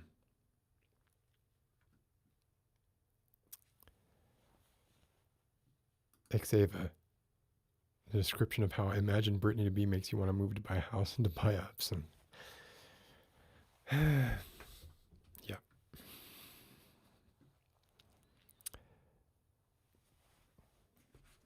Yeah, no, it was a very quick. And I washed my hands in case that was going to be your next question. So we got Michael in the green room. I want to just do a quick see here. Probably talk to one other person or two other people tonight. I do have something I want to show you, but I'm going to save it. I'm going to save it until after Michael and I have a chat. Oh my gosh. Colorful dreams. Yeah, migraines are horrible. I do get headaches, but I don't think I get migraines, but I managed to be very lucky because both my mother and my sister get migraines that knock them out for days. So Michael seems to be walking around. I'm watching him in the green room here, about to bring him on. Let's see what he's got to say. What's he going to bring to the table? Let's see what it's going to be. Michael, I cannot hear you. Can you hear me? Yes, now I can. Cool. How are you doing? I'm good. It's been a while. It's been like a month, I think, since we talked. I don't remember when the last time we talked was. Wasn't that long ago. I think it was like early on when you started doing the talks with people. So maybe a couple So definitely like a month or a couple months. Yeah. So I'm sorry, you were saying how you were doing, and I cut you off. I'm good. I just finished a class on the role. Well, this isn't the whole class, but we were discussing the role of women in monastic culture in medieval Europe. What was the role of women in monastic culture in medieval Europe? I thought there weren't any. Oh, there's plenty. There's like nunneries and such. Oh, is that considered? I guess. Okay, I guess I was Yeah. thinking monks as being distinctly different than like nun. a convent of nuns can operate fairly similarly to a monastery of monks. So, but is there? So nuns are Catholic. Yeah. So this is we were studying this famous love story. You might have heard of it. I've heard of it when I was a kid about Abelard and Eloise. These the names are familiar to me, but also your face is off camera. But I don't know if you can. Yeah, my camera is so odd. Well, it's because I have to put it as an angle. Yeah. Yeah, it's because it cuts it in half to get us both to fit. There you go. In quality, once it's on the actual stream, drops quite a bit. I notice, but don't worry about that. But Eloise and what was it? The other Abelard. Name? Abelard. I've definitely heard it, but I don't know what the context is. Definitely would make for a decent like play or movie. What can you tell me? There's this Abelard is a monk, philosopher, teacher, intellectual. And he's married to this woman who is a nun, abbess, so she's an abbess, so basically female like abbot, head of her own conclave. So nuns and they're just writing letters to each other that were eventually gathered and published. They talk in letters to each other about like the responsibilities of people in their position, commentary on social standards for men and women, wives and husbands, talk about human sexuality and relationships in the medieval world. But this is fictional, like an epistolary, like Dracula? No, of?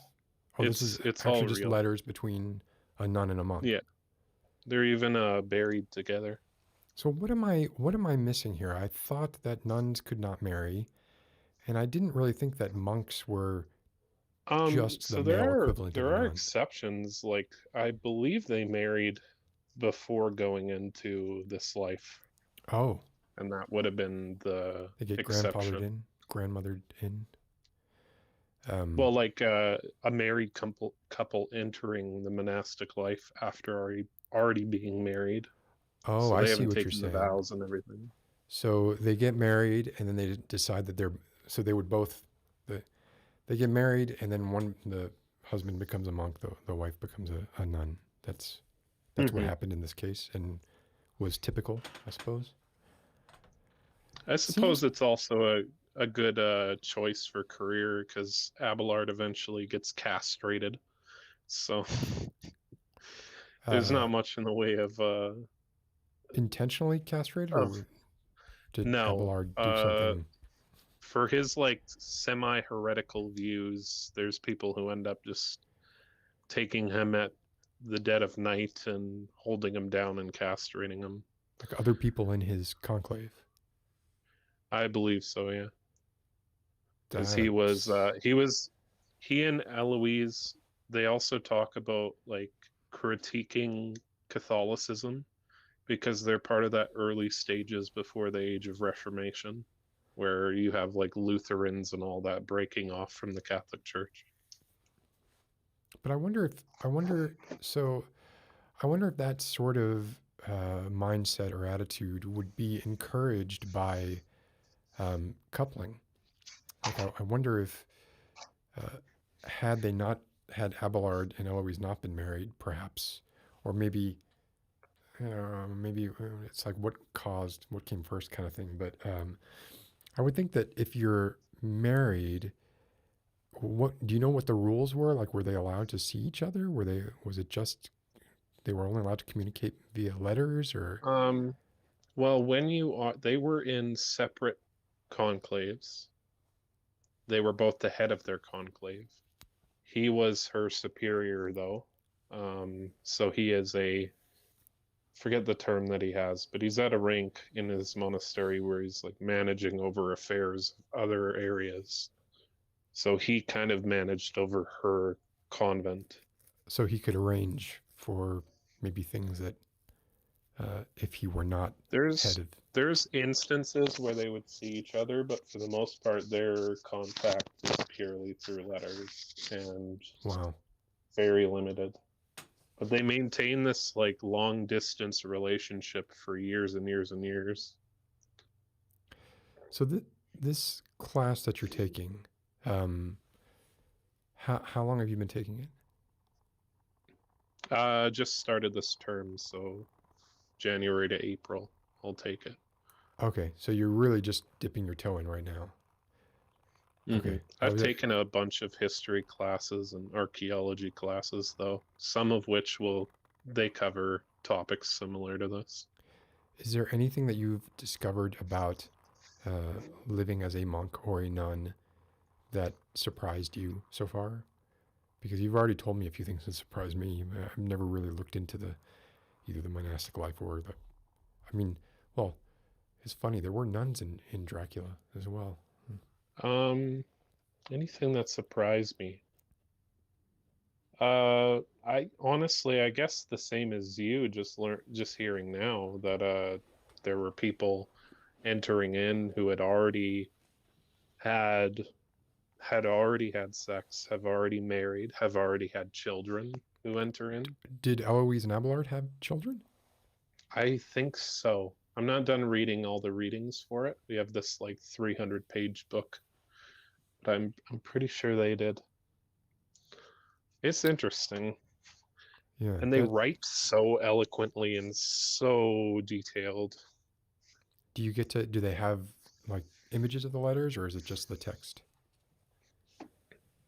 They have the original because they were pretty popular and preserved, so people kept making copies. And then all the original are always, you know, like those medieval manuscripts that are so like artistic and everything. Were Like they the written in margins Latin, are or were all they, what language were they communicating in? Do you, French. French? This all takes place in Brittany? what Brittany and Paris. Right by Exava. See, Exava, this is what I'm thinking of, is like you open your door and you see like a monastery on a hill, a couple of hills away from wherever you are. But These that are famous people in French history, so she might have heard of them. probably, I'll see if she chimes in. That's pretty cool. What other classes are you taking? So right now I'm taking some strong science-based archaeology classes. One is on the archaeology of human evolution. So we'll be studying the bones of primates and pre-humans, and humans themselves, studying their history, their genealogy, how they spread around the world, like Homo erectus going from Africa all the way to Indonesia. And I have a lab in that class where we get to actually have their bones and get to handle them and Actual see them bones, in or like resin? all of the primates are real. So I got to see like gorillas, chimpanzees hold their skulls. But the pre-humans, like Homo erectus, Homo habilis, those Far are too. rare Yeah. to find fossils in good condition, and they are like millions of dollars a piece. So they're all replicas. Yeah. I had my knowledge of like early pre-human, um, everything I know about like Homo habilis, A. afarensis, or yeah, Australopithecus afarensis, I think it is, Homo erectus, all the pre-human or the precursors to human, um, generally comes from reading Stephen Jay Gould. I don't know if you've ever heard of him or read him at I've all. heard of them, yeah. Yeah, pretty fascinating stuff, and trying to figure out exactly where the branches happened, um, and who predated whom, and who displaced whom, and how the Neanderthals basically got kind of effed. uh, but so, is there anything in that area that you've learned that is interesting or you want to share? Um, I'm not sure. Like I'm focusing archaeology on not genealogy and ancient prehumans. That's more like evolutionary biologist would do rather than an archaeologist. But it's a prerequisite to take something like 400 level osteology, studying bones. If I take that, then I can go to like a dig site and study human remains. And take you to an ossuary? And also, That would be fun.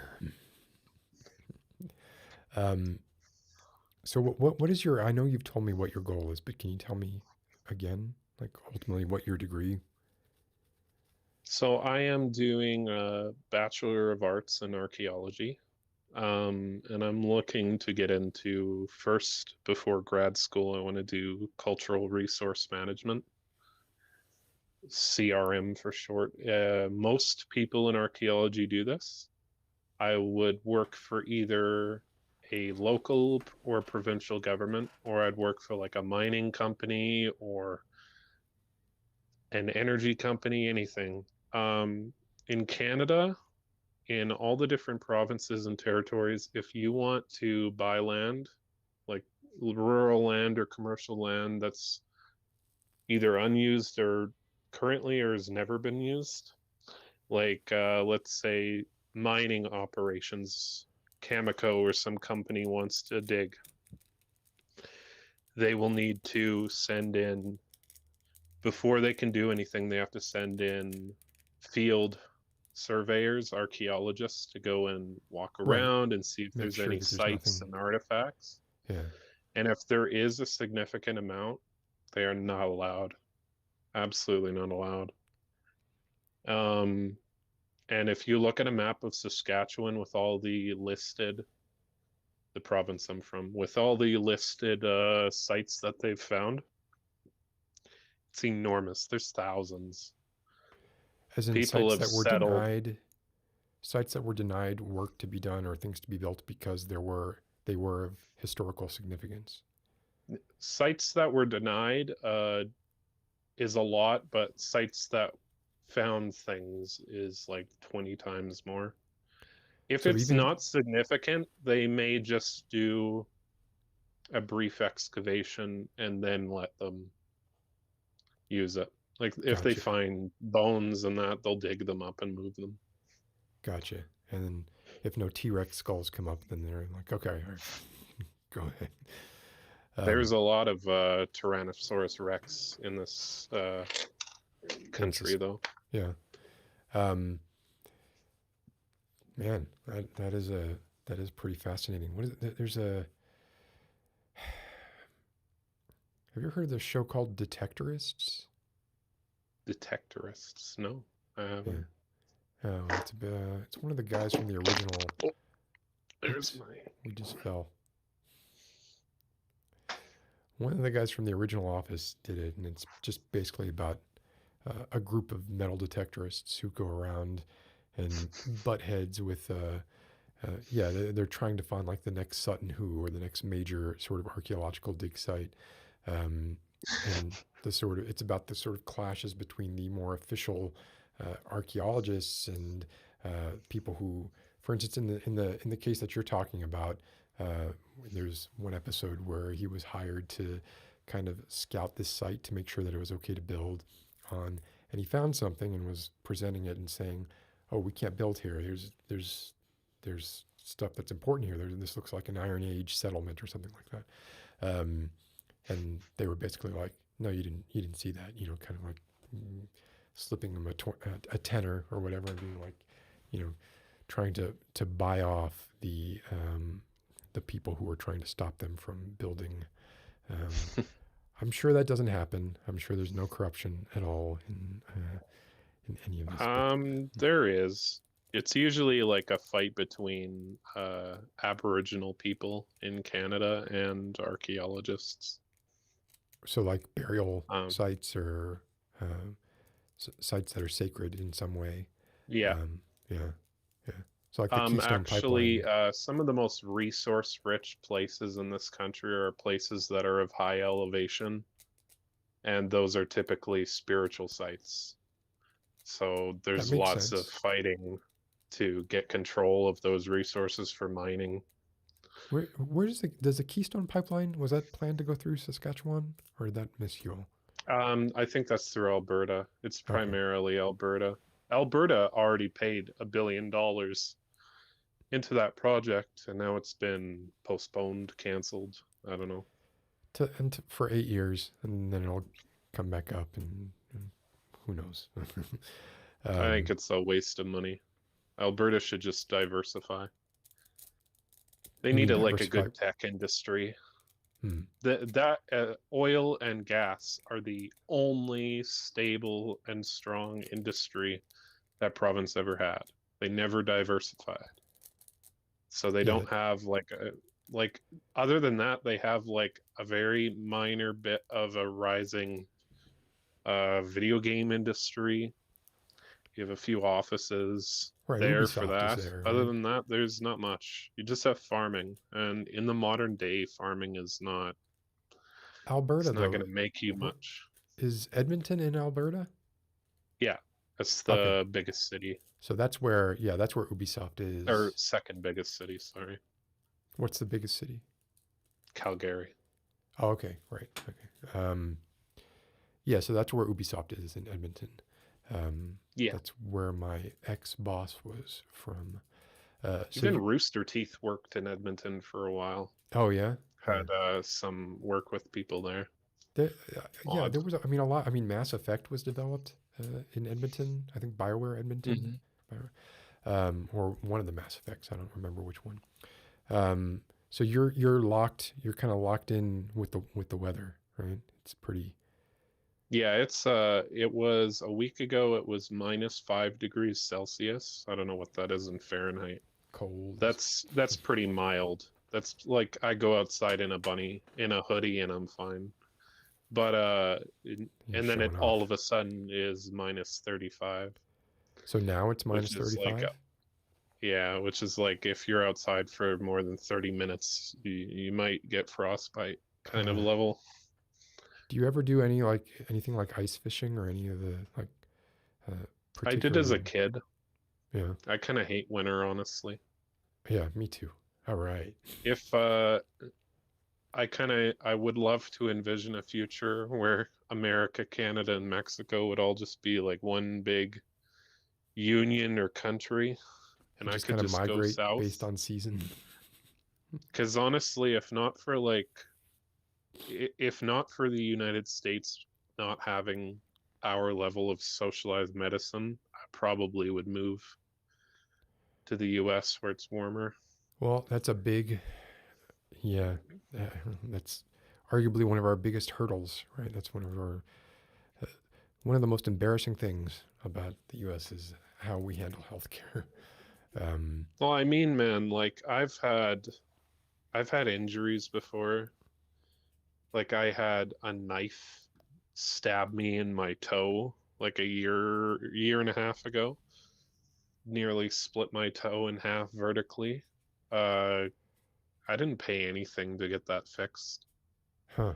I go see a doctor for checkups. I don't pay for anything. The only thing that's expensive here, healthcare wise, is dental care. Putting my hand up, but my camera can't even see it. Dental care, prescription medication, but even then, it's cheaper than the U.S. Yeah. And you pay for paramedic and ambulance. Well, Or you if can. anything is experimental, you have to pay for it too.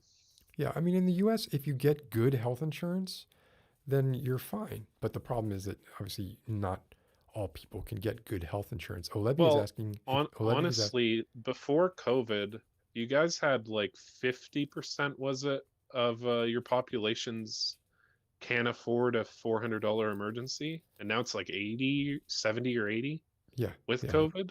That makes I sense. I would honestly argue that you got most of your population can't even afford to have insurance. So, because insurance, like the rates I see for some people, Well, if you get a family, it's no, getting the difference pretty there is high per month. if you're employed but you're basically living paycheck to paycheck, you might still have good health insurance, but not be able to cover a $400 emergency. Mm-mm. But you might still have good health insurance. But Olivia was asking if you can see the Northern Lights. Can you see the Northern Lights? Northern lights are very limited when you're in big cities. I'm in the biggest city in the province. But if Light you were to drive pollution drowns it outside, out. It's like a 20-minute drive out of the city and you can see them clear, absolutely wow. clear. And very colorful. But if you want best, you should go to like Northwest Territories. Yeah, yeah. But still, the fact that you can drive 20 minutes and see the Northern Lights, that's pretty impressive. I know because you live there, it's not a big deal for you. Well, But yeah, I'm in a city, but my definition of big city growing up here is the city is like 270,000 people. It takes no time to drive out of here. My right. home city was 14,000 people, so Gotcha. Huh. That's like not like DC or New well, York. DC is not that populated. A lot of people work in DC, but not that many people live in DC. So much of the land is just government owned, but and it's just If you ever hear me refer to cities like that in that kind of context You of mean the like how many surrounding areas people as live in well. an area, I'm always thinking of like the greater area. Right. Yeah. Is Yeah. like honestly, if you threw away the state borders and everything, New York City, if you considered it all just to be the border of the end of the city is where there's no more buildings anymore. That thing stretches from New Jersey all the way to like Rhode Island. Right. It Yeah. doesn't stop. Yeah. Hmm.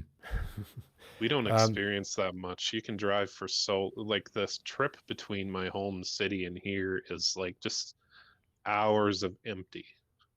what's your home city called? We'd never have heard of it, right? North Battleford That's a cool name for a city, though. used to be capital of like half the country Oh, wow. back when before Canada created the provinces out here. They were territories. And when did you move? I moved in 2016 for school. Oh, okay. So your family still lives in North Battleford, but you're Yeah. at school in the big city, 250,000 big city. North Battleford is sadly considered the Detroit of Canada.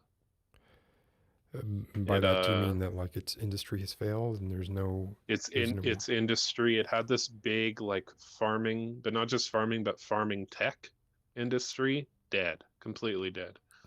It had all these big businesses and small businesses alike, all gone. Biggest business is there, shrinking. Like a Walmart. Is its population shrinking? No, there is enough Aboriginal people. Aboriginal people, like they tend to stay where their families are. They don't move as much. Right. And then the other groups tend to, when they grow older, they leave.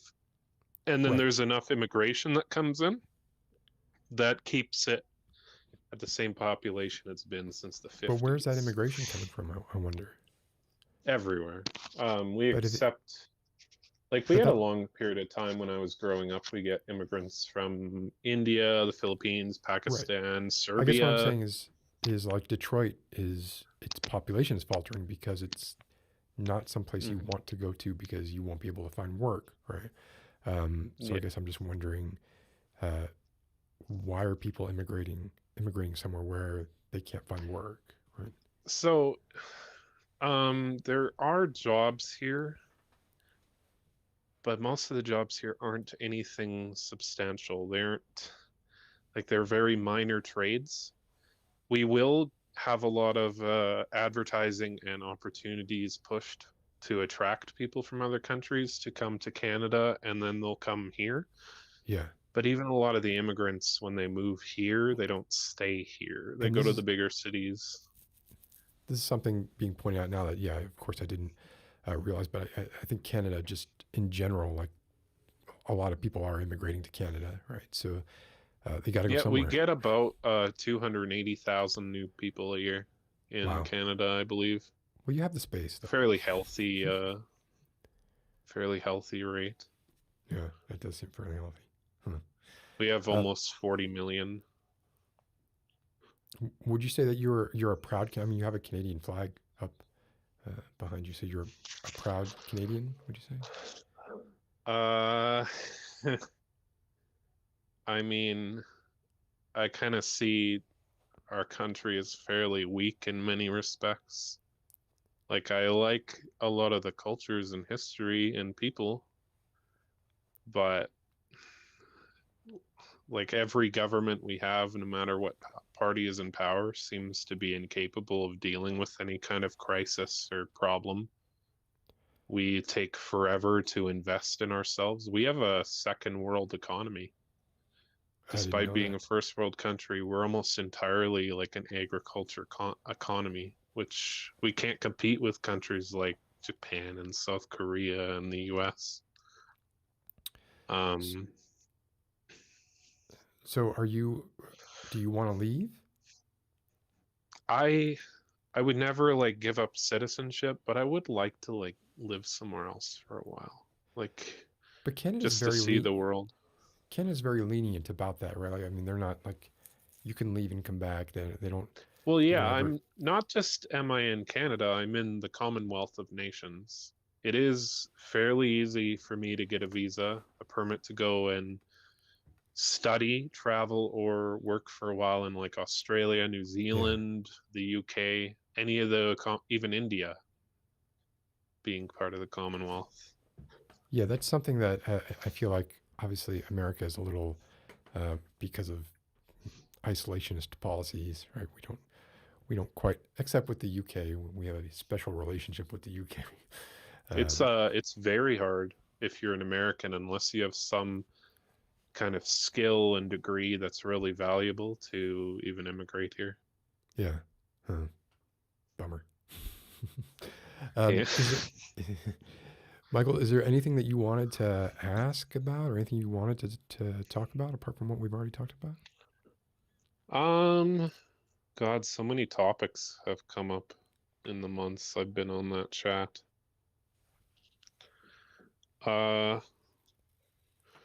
Why did you leave, I'm assuming you did.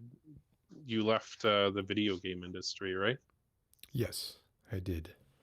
Could you tell me, Yeah, do you want to talk about that? I've talked about it before, but yeah, I mean, it was, I did not like it. It was, and is misogynist and I'm speaking broadly here, obviously, not every game developer is helmed by, a misogynist or somebody who rose to the level of their incompetence. Or even on the consumer end, we see that still in that community. Exactly. It comes out, right? Like you can't, your nature comes through in the art that you make, right? That's even if most famous person in our city is actually that of all places to settle down, but is that Twitch streamer Alinity, who her career is now just endless. Like anytime she tweets or goes live on Twitch, it is hundreds of people telling her to kill herself, telling her like mocking her because she dropped her cat once. Like that seems like an odd thing to focus saying on. things like women shouldn't play video games. It's quite ridiculous. Yeah. So that's kind of, I mean, not to that extreme, but that is the sort of thing that I experienced. There were very few women. I never reported to a woman or had a woman who was above me in the development chain. I only had like one female peer. And apart from that, it's also just like a really cutthroat industry, right? So lots of Machiavellian machinations going on, and lots of people, as you know, like almost every school has a game design or like a video game program, right? And there is nowhere near the amount of developers or the need for that number of developers than there are people coming out of fresh-faced 20-year-old people coming out of college who are willing to work 60, 80 hours a week for very low wages, considering what they're doing and the profits that their CEOs are making. I think it's an inevitable unionization will have to happen. Yeah, it seems like it's going towards almost like a Hollywood model, a film model. Of instead of it being like you are here working at this place, it's more like you just work on a game. Because really, like in truth, that's kind of, for a lot of people, that's the way it is. You work on a game, and when the game gets finished, you go somewhere else and you work on another game. And I think if they sort of did things with that in mind, paid people higher wages, but maybe it was sort of a contract kind of thing, that might be a way to address it. Another way would just be to, assimilate the other way and just be more. The problem is a lot of these big game developers right now were started by people who in the 90s were gamers and decided to make very simple games and ended up becoming successful. And these people didn't know how to run businesses, and they were generally, and again, I'm speaking broadly, and I include myself in this, there were people who were at home playing games on their computer a lot, and therefore might be uncomfortable dealing with anyone who wasn't like them. And I mean that both gender and racially. And so all of that stuff would come up, and you would just have development houses of white dudes who looked like they hadn't seen the sun, ever. Which, I'm like that. I've never see the sun, so that's you had the disadvantage though, I suppose, because I remember reading some of when you were looking at your IMDb, some of the games you worked on, like they're games I played as a kid, like the old SpongeBob games. I remember when I was a kid, being bullied for playing video games or being into nerdy things. really. And it progressively got better. And now I have like my niece and nephew. I see women a lot playing games, young girls playing games as it's more popular. Young girls into comics and video games and Star Wars and Marvel more. Oh, yeah. Whereas you'd be bullied if you were into that back in the day. Can I So, ask like, how old you are? I'm 27, so I'm See, I on would think like that that. you would have. I would think that you're too young, that you would have missed all that. Like for me, it kind of was that way, but I would have assumed by the time you were of age that was already kind of gone by the wayside, and video games were the norm. No, they were normal among really only boys. I at least where I grew up, I didn't know any girls that played games Huh. at all. Not until like after graduating high school. I didn't Well, know any. I mean, you had a bunch of dudes making games that appealed to a bunch of dudes, and Yeah, the cycle continued.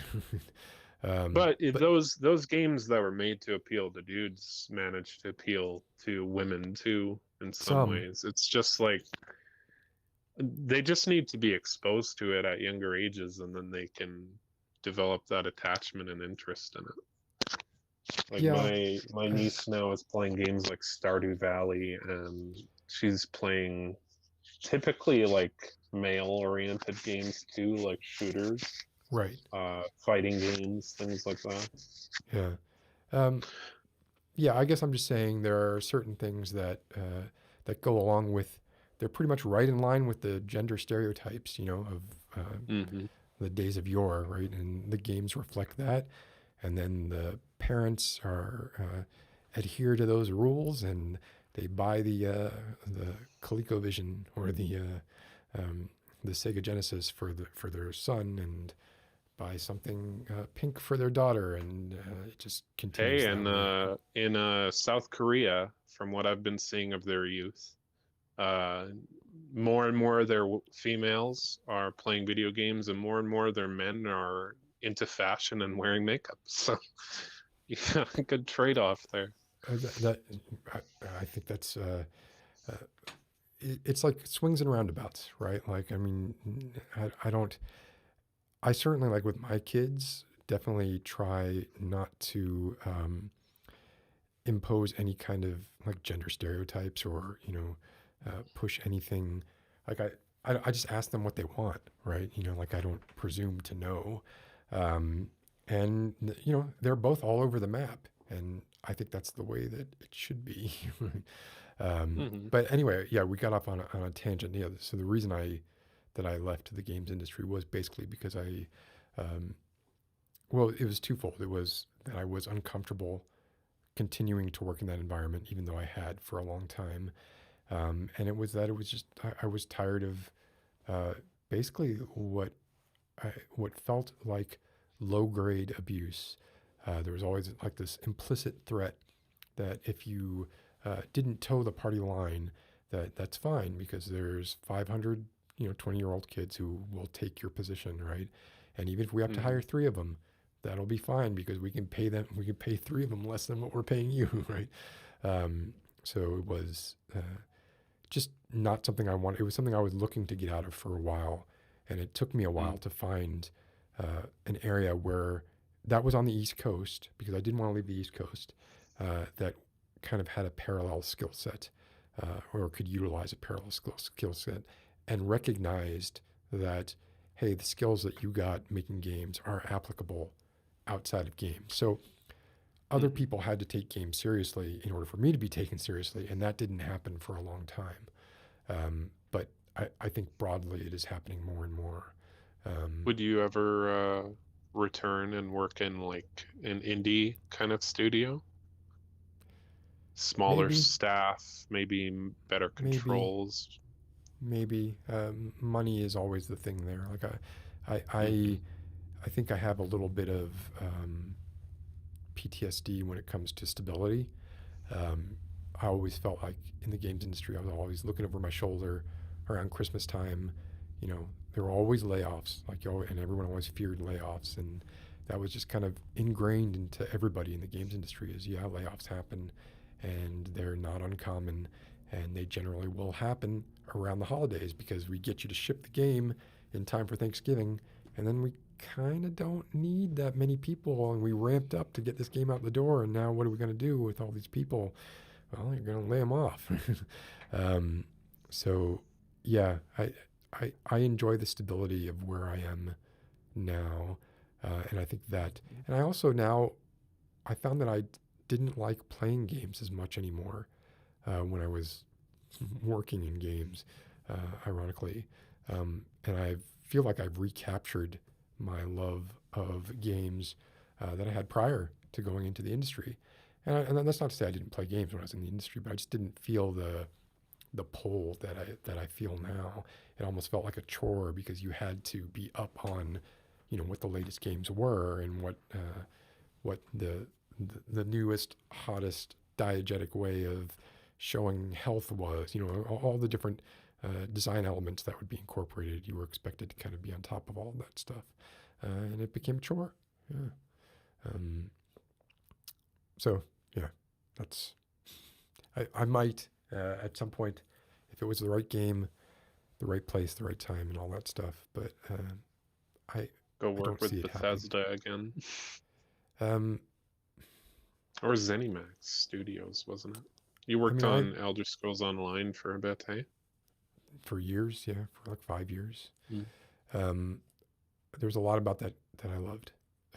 That was in a lot of ways that was my dream job, and that's part of the reason why I sort of looked the other way when it came to these other things. Yeah, yeah. I don't want to go into too much detail, um, but yeah, I'm happier where I am now. But, I'm hoping I don't experience anything similar in my field. yeah, I me too. probably won't, honestly. I I'm don't think you will finding either. I'm I'm gonna be honest. I think my university is probably like 60% women. Almost every class I've ever taken is almost all women. Um, I'll probably be fine. Yeah, I think the difference is you're working with adults, right? And in a lot of ways, game developers, a lot of them are in a state of arrested development. I think to I'm some like extent or another. I'm like consistently the oldest student in every class I'm in though. Oh, but I don't mean, yeah, I don't mean actual biological age, right? I just mean kind of Hmm. you're kind of in video games. A lot of people are kind of stuck in a certain mindset, and they don't Hmm. evolve beyond that. So, yeah, I'm sure you'll do fine. I hope you do. Yeah, I hope so too. I got back to talking about archaeology again. I got to be a teaching assistant over the last year, and that was interesting. I was grading papers, giving feedback to students, so I got to like see kind of what it was like to be a teacher. If not for COVID, um, my professor in Egyptology, it was a classes about Egypt and old Mesopotamia. Um, she goes and works in the British Museum a couple times a year. And when she does, her TAs teach her class for her. If not Huh. for COVID stopping us from having in-person classes, I would have gotten to experience that. So It's kind of interesting, kind of makes me ponder the idea of being a professor someday, maybe. that's what I was going to ask. Is that something that you think that you would like? Is that I after think you've I probably would, yeah. after you've inhaled enough dust and or seen enough Mm. mummies? I know you're not. Yeah, most archaeology professors work in that CRM field surveying for quite a while I gotcha. before they go into academia. I also need money, so There you go. I'm gonna get into that before I go into grad school or anything like that. Well, Michael, I'm sure we'll talk again before you're done. You still have what, 3 years, right? I have I would have been done this year if not for COVID. I have a field school and 3 more 400 level classes. So So what I might be done in September so you had or done classes in the that were fall. canceled for COVID? Yeah, I had a field school that had like 20 students and broke the health guidelines instead of just doing the smart thing of just having us come in at different times and breaking it down. They canceled it entirely. Oh, It's that a sucks. 2-month long course that you do outside where you learn how to dig, how to excavate, Yeah, I would and think you that they need would it still to they would finish have your been able degree. I would think they would have been able to find a way to do that still. I mean, it's outdoors, right? I'm honestly just looking at my university, looking at my local city, looking at the province and the country. Nobody is thinking ahead into the future and preparing for potential disasters, economic meltdowns, or pandemics. They always wait until it's already started. Like I don't know why the hell you guys in the country haven't been like in revolution for not getting money for a year. We were giving money to people like $2,000 a month for the Canadian Emergency Response Benefit, and then giving money to students so they could survive the summer Yeah, because otherwise they'd have no income. right. Um, Yeah, I don't really I forget understand it either. I don't know how so many people could have been out of work for this long with the money that they got and not turn to something. Like I like don't. I don't want to end up causing problems for your stream right now, but like like you're in Most of the DC right people in the now. stream There's are the not whole American. storm the Capitol riots of Trump supporters. Like storming the Capitol isn't inherently a bad idea. It's just a matter of what their message and purpose was. Because I think honestly, if you can't find a job anywhere, like how are people not like outright starving to death right now?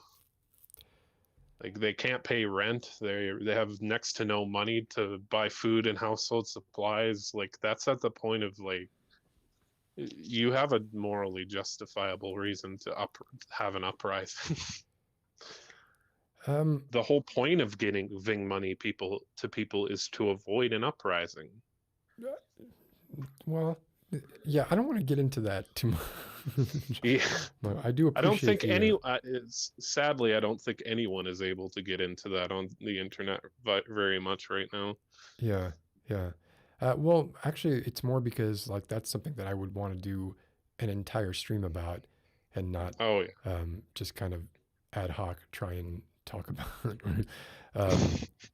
But to some extent, I agree with you that I do think that like I am surprised, and I don't know if it's just that we're not hearing about it when it comes to like people who are being. I know that there have been a lot of state level measures to not evict people, but they still need to eat, right? Like so, yeah. And most people, like you said, don't have enough money to last beyond their I next can paycheck. tell you that basically almost every country on the face of this earth at this point has been trying to condition their populace into never protesting, rioting, revolting, anything, even when they have reason to. Sure, definitely revolting. But I'm not. I don't want to get into this, Mike, because it would be a long conversation. Take forever, yeah. I do appreciate your take on it, and definitely like there will be a time, I think, if you're still around, that I'd love to I'll like still be really around. get into it. But for now, I'm gonna call it a night, if that's good with you.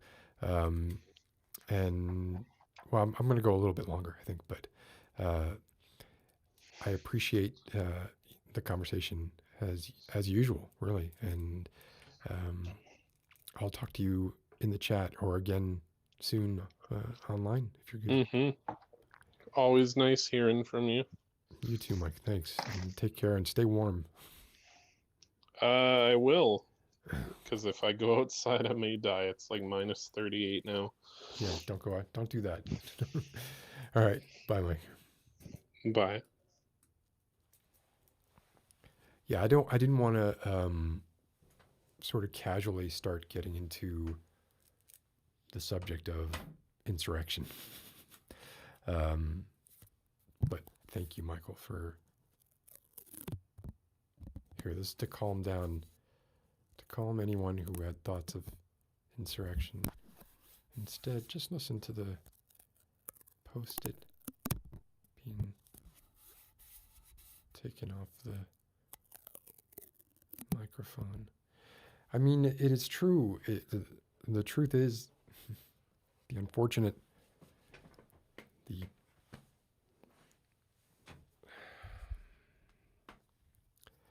the thing that everybody who is alive has to come to grips with is that everybody's life is going from distraction to distraction, trying to feel as if you are fulfilled in some way, or finding meaning by creating it for yourself, and continuing to do that and leapfrogging over yourself until the day that you just drop dead. And some people are fine with that. Some people thrive in those situations. I'm not one of those people. Like I'm constantly looking for what is the reason, like why is this worthwhile? And that is one of those questions that it seems like the older I get, the more difficult it is to come up with an answer that will appease me. So the thing that I wanted to show you all, to really sort of do a 180 here, the thing that I wanted to show you all prior to talking to Mike was I finally got something in the mail. I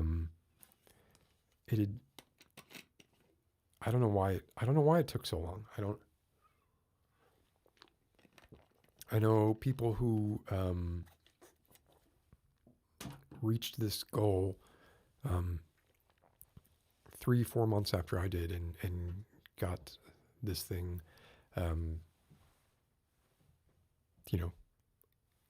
within a month of hitting the goal. But for some reason, it took them a while to evaluate my channel. I think maybe because my stats were going up and down or something. I don't know what it was, but it took them a while to finally send me this. Oh my gosh, look at that. Here, it's got a mirror so you can see let's see if you can see itself. Look, you can see me holding it. Oh, let me center it there. Hey, you can see me holding it in the reflection. It's pretty neat, I guess. It's hollow. I don't think it's as nice as the ones that they used to give out. And this doesn't feel like this writing. It doesn't feel like this is gonna, it's like slightly embossed. It doesn't feel like it's gonna endure that much. I feel like I'm gonna need to do something to it if I want it to have any, if I want it to be around without losing little bits of the, well, it's sans serif, but little bits of the letters. But yeah, finally got it. I'm displaying it proudly. I know it's like not that difficult to get nowadays. I don't know what the number of people who have hit that milestone is, but I know it's huge. So I'm whatever. That was like a little that made me happy for like 3 or 4 seconds, right? Thank you all for saying congrats. I appreciate it. I think the fact that it took 6 months for me to get it made me appreciate it a little more than if I had gotten it immediately, because I liked it. And now I just got to get to 1 million to get the next one. Easy.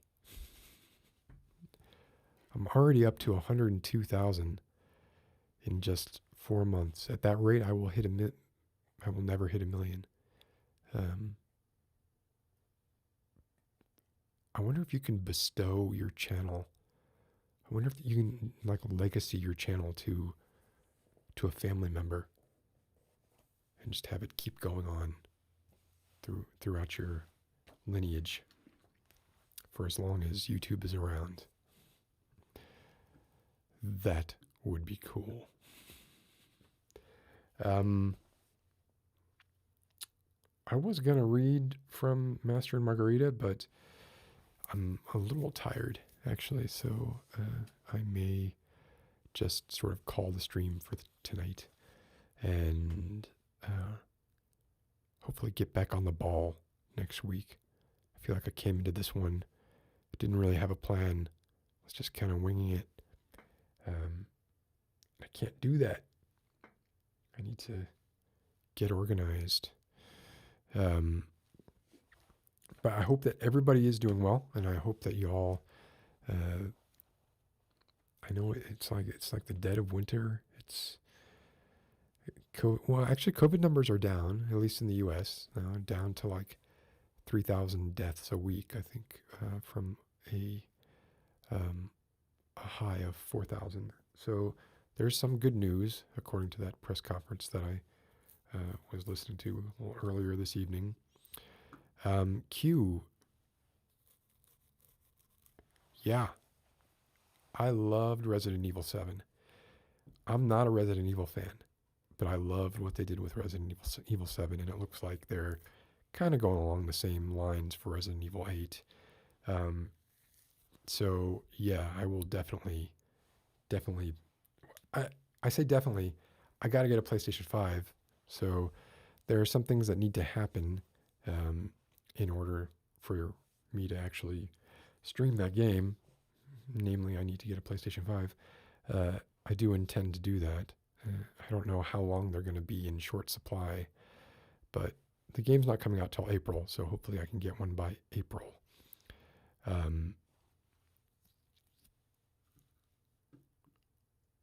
Oh.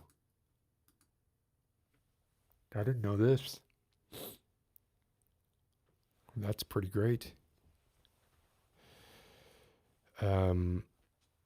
Yeah, if true, that is pretty great. My ex-wife just got her second shot because she's a frontline worker or dermatologist. So it's actually Q. I don't know. It might be on the PS4. The demo was only on PS5, but I need to get a PS5. I mean, Cyberpunk was nigh unplayable. So, and I'm pretty sure Village is PS5. I want to, but I need to be in the right headspace to do it. And I have not been in the right headspace. So I will try maybe do an Alan Watts one. Yeah. And I'm definitely going to, as soon as I am able to get the vaccine, I will. But I imagine I'm pretty low on the list. And by the time I get it, who knows with the South African variant, how effective the vaccine will be. But it feels, and maybe this is just an illusion, but it feels like there is a corner being turned, at least in that regard. Right? There's plenty of other things. I hope so too, Pavi. Soma, grabbed me, man. Soma was great. If anybody out there still has not played Soma and has the means, what a game. Loved it. So really it's about the games existing, because there's only certain games grab me. But I'm still going to recommend, if you have Hulu, watch In and of Itself. If you are looking for a fascinating book, Master and Margarita. If you are looking to make $100 million, come up with a carbon uptake solution and present it to Mr. Musk. Václav, I would, but it's actually a pretty long chapter. But I will maybe next time. I'm feeling like I should go. Getting that feeling.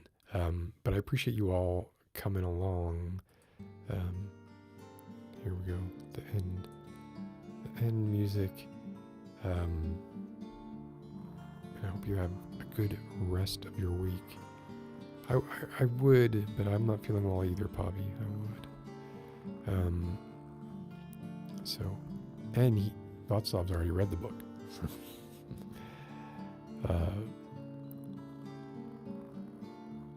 Yeah, Levy, this is not going to happen. I would not do this. All right. Yeah. Sorry, but yeah, I'm gonna have to call it a night. So, take care, everybody, and I hope to see you all next week.